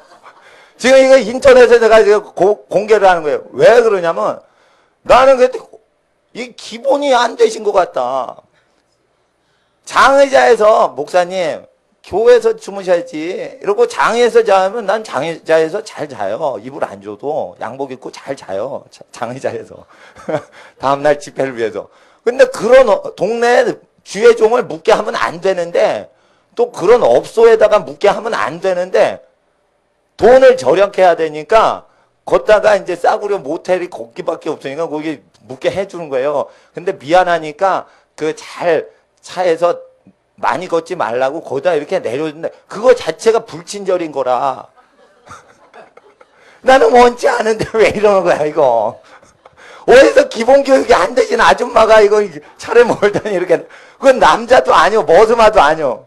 아, 근데 그걸 시킨 총무가, 선교단체 총무가 대가리가 돌대가리라서 아마 그랬을 거예요. 그 돌대가리가 그렇게 일을 처리하니까 강사 이상하게 저기 된 거죠. 그래가지고 얼른 가시게 한 다음에 딱 묵었어요. 예, 묵었는데 안에 들어가니까 좀 깨끗한 방이더라고. 예. 그리고는 이제 잘 보세요. 친절하고 뭐를 하고 그래도 이게 하지 않는 것만 못하는 짓거리가 있는 거예요. 예. 그러니까 하나님 앞에서 착한 일을 많이 해도 이게 지혜를 받아야 돼요. 자, 자기가 가출을 하면은 지 문제지만 다른 학생을 꼬셔가지고 가출을 허용하면 이거는 다른 집을 해롭게 하는 거예요. 이제 또 단골 메뉴 나왔습니다. 이제 그러면 자 보세요. 하나님 앞에서 자기야 길바닥에서 노숙을 하건 상관이 있어? 자기가 좋다면. 근데 다른 학생을 부모님이나 친족집에 있는데 그걸 야 이래라 저래라 하니까 싫지? 나와서 자유롭게 지내는 게 더 낫다. 이러면은 가출을 부추길 때는 꼭 이 돈줄이 있는 애들이 부추겨서 일진회는 돈줄이 있는 집안 부잣집 아들과 딸들이 일진회에서 힘을 발휘하고 있어요. 그러니까 요즘 깡패는 돈이 있는 청소년들을 주축으로 해서 깡패짓을 하지 옛날 구닥다리 깡패들처럼 돈 없고 맨주먹으로 깡패짓 하지는 않아요. 그렇기 때문에 절제를 못하는 애들한테 돈을 주는 것 자체가 죄를 저지르는 것인데 이 시대가 바로 그러한 시대예요. 그리고 젊은 사람은 써먹고 나이 들면 다 자르죠. 그러니까 젊은 사람이 돈줄을 잡아요. 왜 다 나이 든 사람을 잘라요? 재벌 2세한테 상속을 하기 위해서는 재벌 2세보다 어린 나이만 남겨두고 높은 나이의 임원들은 다 잘라버려야지 재벌 2세가 치리하기가 좋아서 45세 이상은 다 정년퇴임 시켜버려요. 재벌 업체는 원래 그래요. 이렇게 상속을 딱 할 때 임원 자체를 물갈이를 한단 말이에요. 하나님 앞에서 이렇게 가난이 나이 어른 세대에게 올 때 집안이 똘똘 뭉쳐야지 보아스와 같이 나오미 시대와 같이 비로소 기근을 면할 수가 있는데 집안이 연합하지 않고 어찌하여 다른 일에 여기저기 월요일을 뺏기고 화요일을 뺏기고 수요일을 뺏기고 목요일 금요일을 뺏기면서 직장만 의지하여 살아갑니까? 이것은 굉장히 위험스럽게 사는 것입니다. 경제 활동을 통해서 우리가 사는 것이 아니요 여호와의 말씀을 경외해서 사는 것입니다. 제가 선교단체에 있었던 이야기를 다시 가정 규범이 사도행전을 읽으면 공동체로 사는 게 좋은 것 같은데 율법을 읽고 나서 사도행전을 읽으면 신앙 공동체로 사는 게 비정상 활동이라는 걸 아셔야 돼요. 제가 말씀드려요. 선교단체 가면 공동생활관이 있어요. 공동생활관에 제가 옛날에 청년 때는 월 6만 원만 내면 먹고 자고 입고 생활하는 모든 것이 공짜로 제공됩니다. 끝내주죠. 월 6만 원입니다. 6만 원만 내시면 누구든지 한 달에 모든 것을 공급받습니다. 여긴 거룩하다 이래가지고 거기에 묵다 보면 2년, 3년, 4년 거기에 물들다 보면 거기서 못 나가요. 월세 보증금이 1,000만 원이요. 거기 계속 살아야 되는 거예요. 거기 계속 살아야 되는 거예요. 그래서 성령 충만한 선교단체의 공동체 생활이 안 좋다는 거예요. 이게 약하게 되는 거예요. 믿음이 약해. 선교단체 신앙이 너무 좋으니까 개인의 믿음이 약해지는 거예요. 그러니까 신령한 단체 너무 좋아하면은 그 믿음이 약해진다는 걸 제가 경고를 드리는 거예요. 자기 맷집과 자기 믿음 키워놔야지 선교단체나 교회 믿음 자랑하시면 안 된다 이거예요. 공동체, 경제 공동체 운동하는 사람이 믿음이 없으니까 그렇게 사는 거예요.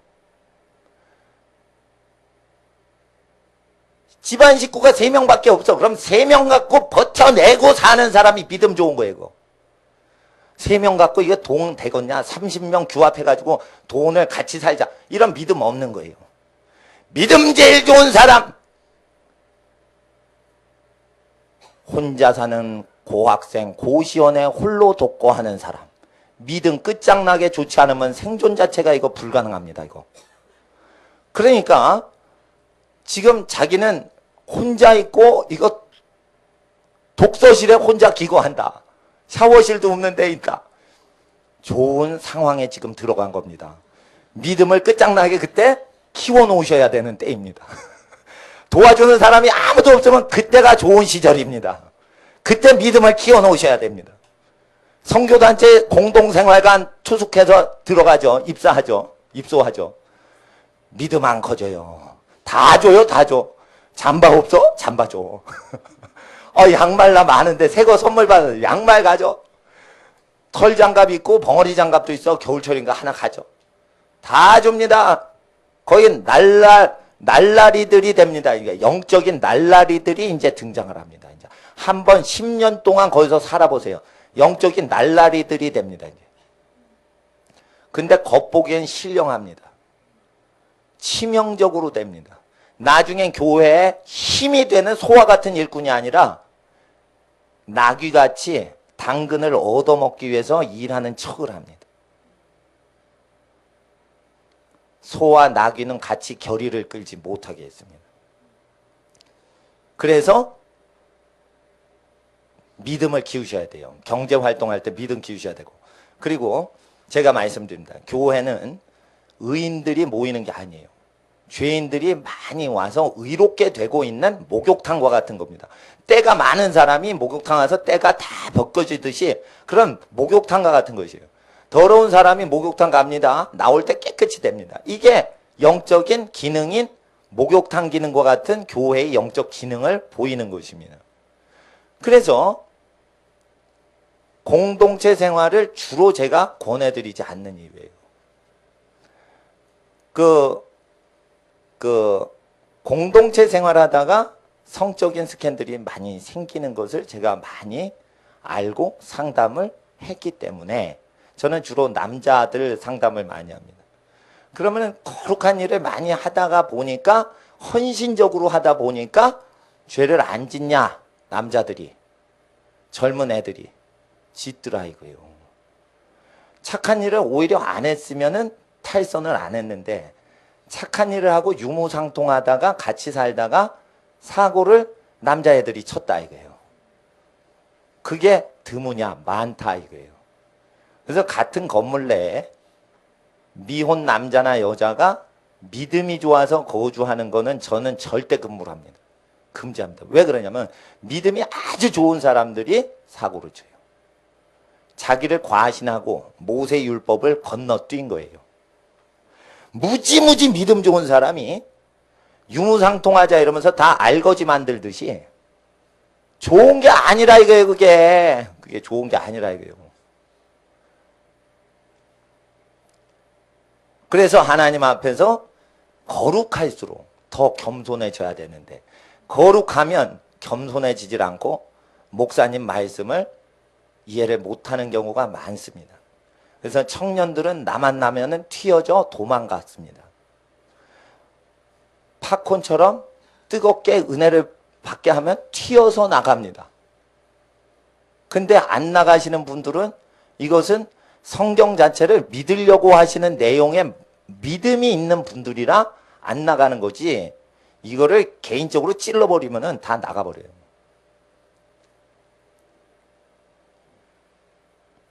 혼인을 안 한 상태에서 청소년들이 우리나라가 고아수출 전 세계 1위 국가인데 청소년 미혼모들이 낳은 아기들이 수출되는 것인데 그것이 청소년 애들 이름이 올라가면 안 되니까 결혼하신 분들이나 결혼 안 하신 선교사님이 자기 이름으로 입양을 해가지고 뭐 하는 경우가 있어요. 예? 그 정도로 청소년 문제가 뒤에서 많이 일어난다고 합니다. 그리고 성폭행범들이 많이 일어나는데 신고하는 경우가 많지 않아서 임신이 되면 그걸 자르는 경우도 있지만은 뛰지 않아서 애를 낳고 입양 보내는 경우도 있습니다. 그래서 성폭행 범죄자는 성경에 죽여버리라 명하신 대로 국가 공권력은 죽여버려야 돼요. 와, 이 교회 무서운 교회다 이거. 이렇게 얘기를 하지 마세요. 이거 하나님 말씀이에요. 예? 성폭행자는 죽이라 했으면 죽이는 거예요. 예수님이 사형제 폐지하려면 십자가에 내려오셔서 야, 십자가 형틀 폐지한다 이러셨겠지. 강도 놈들이 죽을 때 마땅히 죽어야 되니까 안 건져주시지 않은 거예요. 천사가 와서 건져주지 않는 거예요. 사형제 폐지하는 거 아니에요. 극악무도한 것들은 죽여버려야 되는 거예요. 공권력이. 그러나 우리 개인들은 용서해 줄 수 있어요. 그러나 개인이 아닌 국가기관은 용서해 주면 안 되는 거예요, 그거. 그래야 법이 서는 거고, 그래야 앙심대로 사는 사람이 살 수 있는 사회가 되는 거예요. 예. 그래서 원래 하나님이 원하시는 것은 우리가 상상하는 하나님 나라랑 다르다는 것입니다. 착한 일 하면 알거지되는 이유를 아셔야 되는데 그건 우리가 아는 하나님 나라랑 성경이 증거하는 하나님 나라가 다른 것이요. 우리가 구제하는 구제활동과 하나님이 말씀이 선포하시는 구제활동이 다른 것이요. 규율이 있다는 것입니다. 그래서 목사가 설교하는 것보다 이 기록된 말씀을 공부하는 게 훨씬 도움이 된다는 것입니다. 저는 성경 읽기보다 제 설교를 들으시는 분이 더 복되다고 생각이 됩니다. 왜냐하면 저는 특별히 교사 기름 부음을 받은 사람이라 배우지 않아도 깨우쳐지는 현상이 실제 개인적으로 하나님이 주셔요. 그래서 공부를 많이 한 사람보다 제가 더 잘 알아요. 왜 그러냐면 이게 은사예요. 책을 안 읽어요, 제가. 하나님 앞에서 계속 기도만 하고 찬양만 해요. 예. 하나님께서는 기록된 말씀을 전달하라고 특정 직임 준 사람한테서 들어야지 그 사람이 복돼요. 그러니까 하나님 앞에서 착한 일도 절도 있게 하셔야지 죄인들이 실족을 안 해요. 그 믿음이 충만하셨던 목사님이 초신자 세례받았다고 여성을 이렇게 안아주시고 그러면은 죄인들이 볼 때는 그 목사님이 음욕에 담겨있는 마음을 갖고 있는 사람으로 비춰진단 말이죠. 그러니까 불신자와 죄인들에겐 도무지 도움이 안 되는 세례식이 돼버릴 수가 있으니까 예수님께서 여자 제자를 두지 않으신 거예요. 그래서 하나님 앞에서 오해의 소지가 전혀 없으신데도 남녀 유별이 된 겁니다. 남녀 유별이 되는 것은 경건한 사람들이 유별하지 않아도 죄를 안 짓지만 죄인들의 죄를 짓는 모습의 모델이 돼버리기 때문에 죄를 멀리할 수 있는 능력이 있다고 죄인들이 실족하는 행동을 절대 하시면 안 됩니다. 한 번은 어느 도시에 갔는데 놀라운 숙소에 묵게 됐습니다. 그것은 바로 모텔이 아닌 호텔이었습니다. 호텔에 저를 투숙하게 해주신 분은 또 돈이 많으신 어떤 부인이셨는데 그분은 호텔 주인 자체이신 분이셨는데 집회를 다 끝나고 이렇게 귀신도 쫓고 병도 고치고 이랬습니다. 거기 이제 갔는데 호텔 로비에 비싼 음식을 무지 호텔식이니까 비싼 거예요. 먹고 나서 그 가족은 어디 계십니까? 그러니까 가족이 지금 어디 갔어요. 그래서 어떻게 하면 그래도 오신 김에 집안을 축복해 주십시오. 그랬더니 집이 어디십니까? 그랬더니 호텔 VIP 룸이 집이래요. 불경기라 집을 팔았나 봐.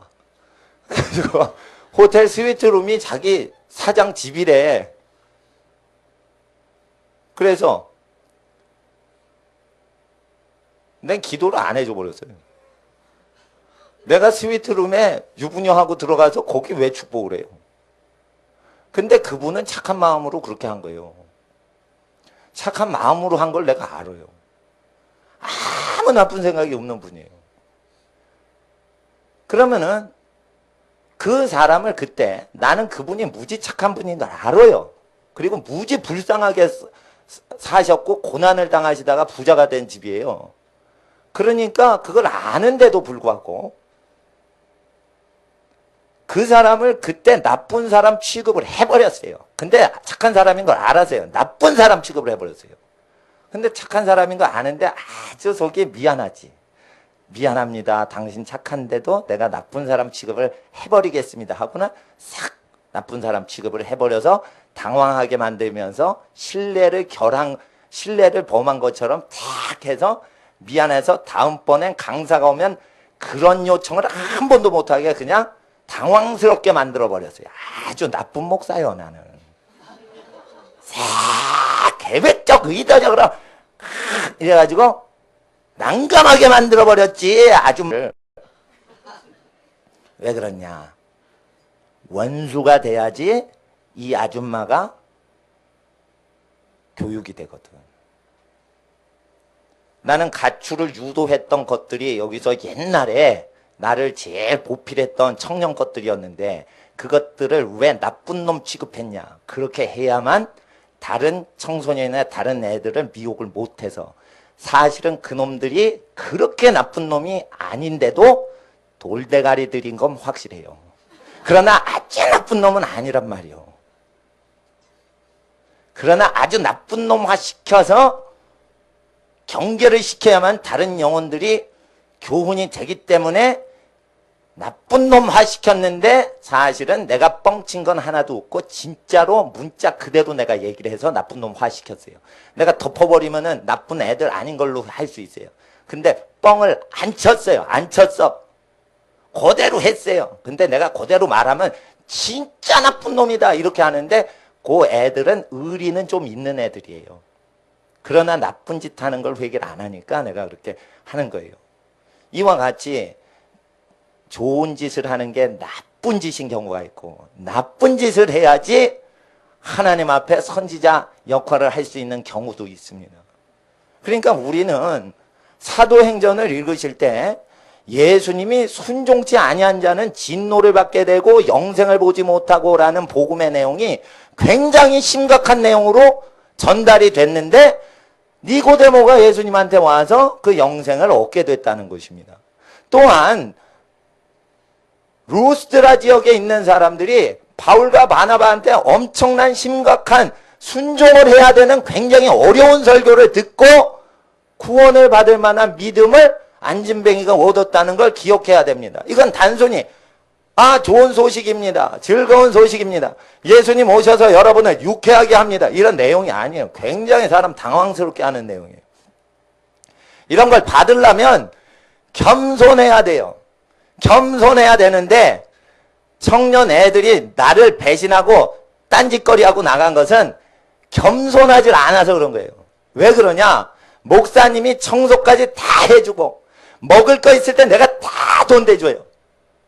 그놈들 먹을 때는 나는 싼 거 먹되 걔네들하고 먹을 땐 비싼 식당 가서 먹어줬어요. 섬길 걸 다 섬겨도 옳은 설교, 센 설교를 안 하니까 애들이 교만 방자해져서 자기 부모 함부로 평하다가 나중에 목사님까지 함부로 평하게 돼요. 나는 살면서 나보다 착한 사람 몇 만난 적이 없어요. 어리석으나마 내 이 말을 들어보세요. 예? 하나님 앞에 내가 고생을 했으면 걔네들이 10배 고생한 것보다 내가 고생 더 했어요. 주님을 위해서. 지네가 복음 전하다가 피 흘린 적이 있어? 나는 여러 번 있는데. 지네는 가난한 사람에서 20일 이상 굶고 10일 이상 여러 번 금식한 적이 있어요? 기껏해야 10일 이내로 하는 거. 자기네들이 자기 재산을 버리면 얼마나 버려? 가난한 것들이. 나는 가족들이 있을 때 그걸 다 나눠주고 그랬어요. 그러면은 목사님 말을 들어야 될 거 아니요. 근데 이것들이 훈련받으니까 성경을 많이 알았어요. 교만해진 거예요. 그래서 삶을 따라오지 않으면 교만해집니다. 교만하면 천국 못 갑니다. 교만하면 천국 못 갑니다. 제가 겸손해지려고 저보다 고생하시는 오준영 목사님 모시는 거예요. 그래야 우리가 복을 받는 거예요. 우리보다 더 영광 누리고 더 사역을 크게 번창하게 하는 분보다 우리보다 더 고난당하시고 우리보다 더 가난한 분들 대상으로 사역하는 목사님 모셔다가 복을 받으려고 그래요. 그러니까 하나님 앞에 우리는 겸손해야 복을 받는데 사도행전 이거 겸손하지 않으면 잘못 풀어요. 그래서 사도행전을 읽다가 겸손치 못한 사람은 자기 수렁에 자기가 빠지고 자기가 지옥 가는 그런 효력이 발휘돼요. 예수님한테 걸려 넘어지거나 그러면은 돌에 거치거나 반석에 부서지면은 박살난다 이랬잖아요. 그러니까 예수님하고 충돌되면 누구든지 재앙을 받는 거예요. 근데 예수님이 개인적으로는 겸손한데 세상에 대해서는 겸손하게 비굴하게 굴고 들어가질 않아요. 그래서 하나님 앞에 우리가 성경 읽을 때는 구약 율법대로 세례 요한이 신명기와 레위기에 야단치는 규정에 근거해서 착한 일도 해야 되며 가난한 극빈자 도울 때도 규범을 따라서 6년은 일하고 1년은 자선을 하고 이런 가정의 경제 패턴과 경제 사이클에 맞춰서 하시란 말이에요. 그러면 핍절한 자가 없는데 자기 감동대로 막 하고 일도 안 하고 착한 일만 하겠다고 그러고 직장 안 다니고 이러면 다 가난해지는 거예요. 그러니까 사도행전 믿다가 잘못 믿어 저주받더라. 그래서 교사는 그거를 가르쳐 줘야 되는 것이요. 하나님께서는 잘 살게 해주시는 기본복이 땅에 사는 첫 계명인 내 부모를 공경하라. 그리하면 잘 되리라 했어요. 여러분 이렇게 하세요. 헌금 더 내고 싶으세요? 그럼 부모 공경을 잘해서 소득이 늘어나게 하세요. 그래서 헌금을 많이 내세요. 소득이 늘어나지 않았는데 헌금 많이 내면 저는 싫어요. 집이 윤택한 다음에 복음 전도하는 액수가 늘어나야 편한 거지 집이 어려운데 헌금을 짜내기 식으로 하면은 교회에서는 부담되는 거예요. 목사님은. 교회 재산을 다 나눠줬던 목사이기 때문에 교회 재산을 억지로 모으는 것 자체를 싫어한단 말이에요. 그런 목사님들의 수두룩 많아요. 저도 그런 목사님들 본을 따라서 사역을 했고 제 나름대로는 더 발전시키려고 이렇게 살아가는 것입니다. 하나님 앞에서 우리가 말씀을 경외해야 됩니다. 자, 마지막으로 사도행전 14장 아까 봤던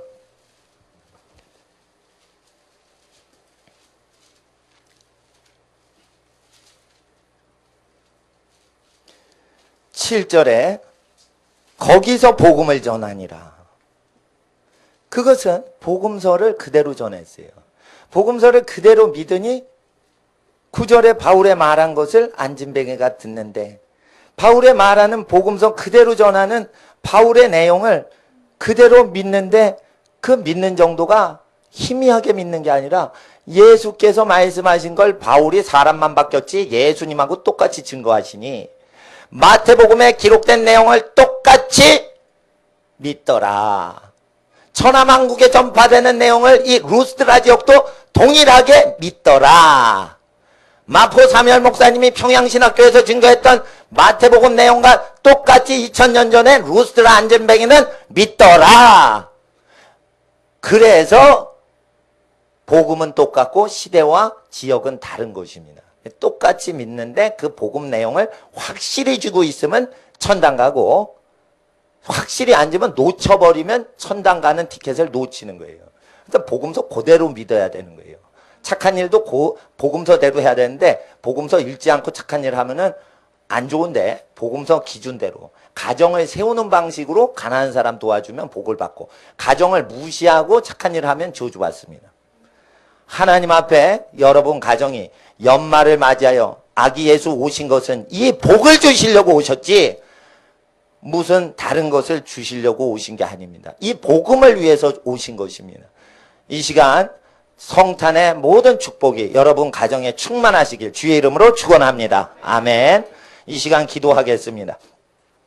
거룩하신 아버지 하나님, 내일 성탄 2부입니다. 성탄 전야입니다. 하나님 앞에 오늘 주일날 하나님의 뜻이 다 이루어지도록 오늘 예배드리고 기도하고 하루를 해질 때까지 지내려고 합니다. 아버지 또한 심히 피곤한 몸이 있는 자는 또한 주님 안에서 찬양하며 온전히 회복하는 쉼이 이루어지는 주일 되고자 합니다. 아버지 하나님, 성탄의 주인 되신 예수 오신 것은 수고하고 무거운 짐을 진 자들마다 회복되고 영생을 얻게 하시는 것이오니 아들 예수께 가서 사도행전을 읽게 하시고 아들 예수께 가서 복음서를 읽게 하셔서 기록된 말씀을 부족함 없이 깨닫는 우리의 인생 되어 누구든지 만나도 핍절한 사람이 없게 하는 복된 집안 되게 하여 주시옵소서. 영혼의 하나님의 양식으로 충만하며 육적인 하나님의 양식으로 충만한 각 집이 되어 하나님의 나라가 번창하는 거룩한 집안과 교회 되게 하옵소서. 이 시간 주의 뜻이 일주일 동안 다 이루어지길 원합니다. 일주일 동안 승리하며 연말에 모든 유종의 미를 거두는 일주일 되게 하옵시고 아버지께 성탄에 감사드리는 일주일 되게 하여 주시옵소서. 1년 한 해를 감사드리는 감사하는 일주일 되게 하셔서 새 모든 아버지의 뜻이 이루어지는 복받은 가정 되게 하시고 복받은 하나님의 자녀 되게 하옵소서. 주의 이름을 부를 때 주여 역사하여 주시옵소서. 이 시간 주여 세 번 부르짖고 주여 하나님의 뜻을 이루고 하나님께 감사하는 일주일 되게 하옵소서. 함께 기도하겠습니다. 주여 주여 주여. 거룩하신 아버지 하나님의 나라에 임하소서. 위대하신 하나님 주의 뜻이 땅에 다 이루어지게 하옵소서. 주의 뜻이 땅에 다 이루어지게 하옵소서. 아발라비 알라비 어로바이 알라비 알라바야 아발라비 알라비 알라보 헬라비 알라바야. 하나님을 경건하게 섬기는 하나님을 경외하는 자녀 되게 하옵소서. 아버지 하나님을 거룩하게 섬기는 하나님의 자녀 되게 하옵소서. 아버지 하나님이시여 주의 나라에 임하소서. 아버지 하나님이시여 주의 나라에 임하소서. 위대하신 하나님 주의 영광이 충만하게 임하길 원합니다. 아버지 하나님 연말을 맞아여 성탄의 기쁜 축복이 모든 하나님을 경외하는 집안마다 충만케 하옵소서. 아버지라 하나님을 아는 지혜와 지식에 충만하게 하옵소서. 아버지라 아는 지혜와 지식에 충만하게 하옵소서. 거룩하신 아버지의 뜻이 다 이루어지게 하옵소서. 존귀하신 아버지의 뜻 다 이루어지게 하옵소서. 아발라비 올라비 알아바 헬라비 알아바. 거룩하신 아버지 하나님 주님의 영광이 땅에 이루어지게 하옵소서. 주님의 영광이 땅에 이루어지게 하옵소서. 아바 헬라비 알아비 알아보 헬라비 알아바. 아바 헬라비 알아비 알아보 헬라비 알아바. 사바 인다르비 알아바 헬라비 알아바요. 거룩하신 주여 주의 나라에 임하소서. 거룩하신 주여 주의 나라에 임하여 주시옵소서. 위대하신 하나님 주의 나라에 임하소서. 위대하신 하나님 주의 나라에 임하소서. 위대하신 주여 주의 나라에 임하소서. 아발라비 오라비 아라오야로. 하나님 베풀어 주신 모든 일 감사하며 하나님께 찬송과 감사도 일주일 되게 하옵소서. 그러한 연말 되게 하옵소서. 1년의 모든 감사의 제목들 감사는 하나님의 자녀 되게 하옵소서. 아발라비 알라비 알라바이 헬라비 알라바요. 쌈바이 알라비 알라바이 헬라비 알라바요. 사바이 알라비 오라비 알라바이 헬라비 알라바요. 아버지와 아버지의 뜻이 땅에 이루어지게 하옵소서.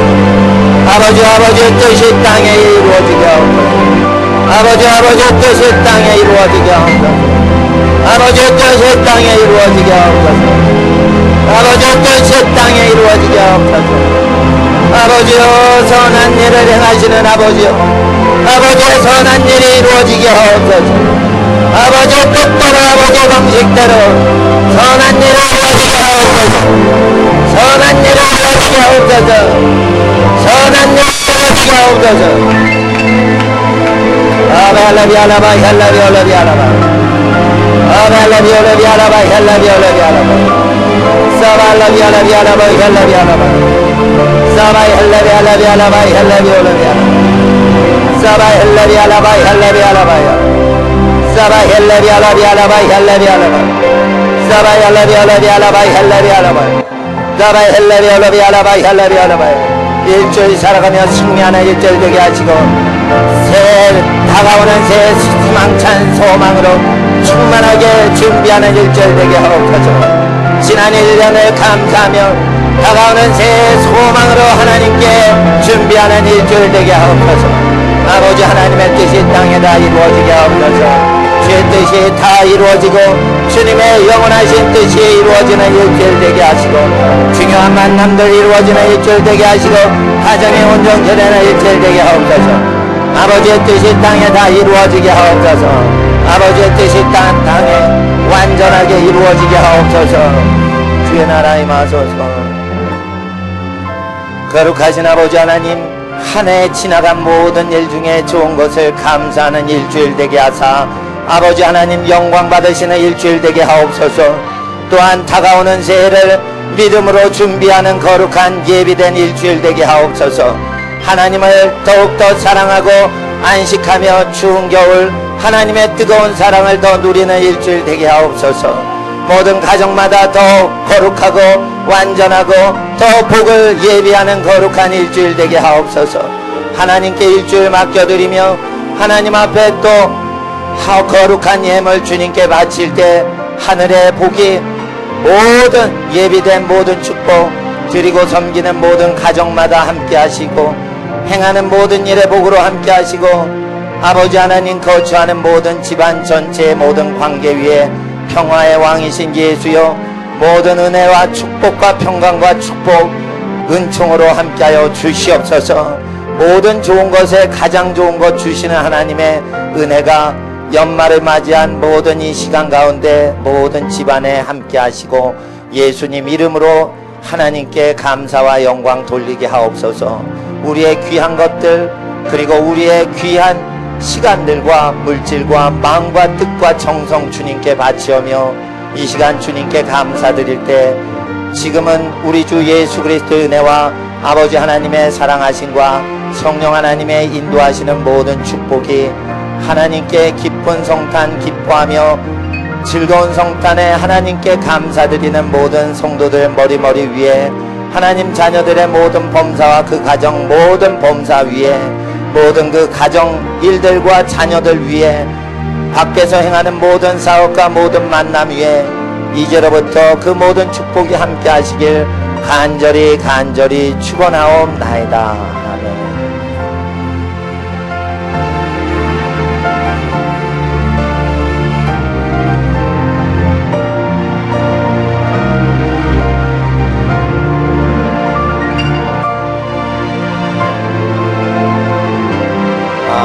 오후 기도회 끝나면 찬양, 내년도 찬양 하시는 분은 전부 남아주시기 바랍니다. 오후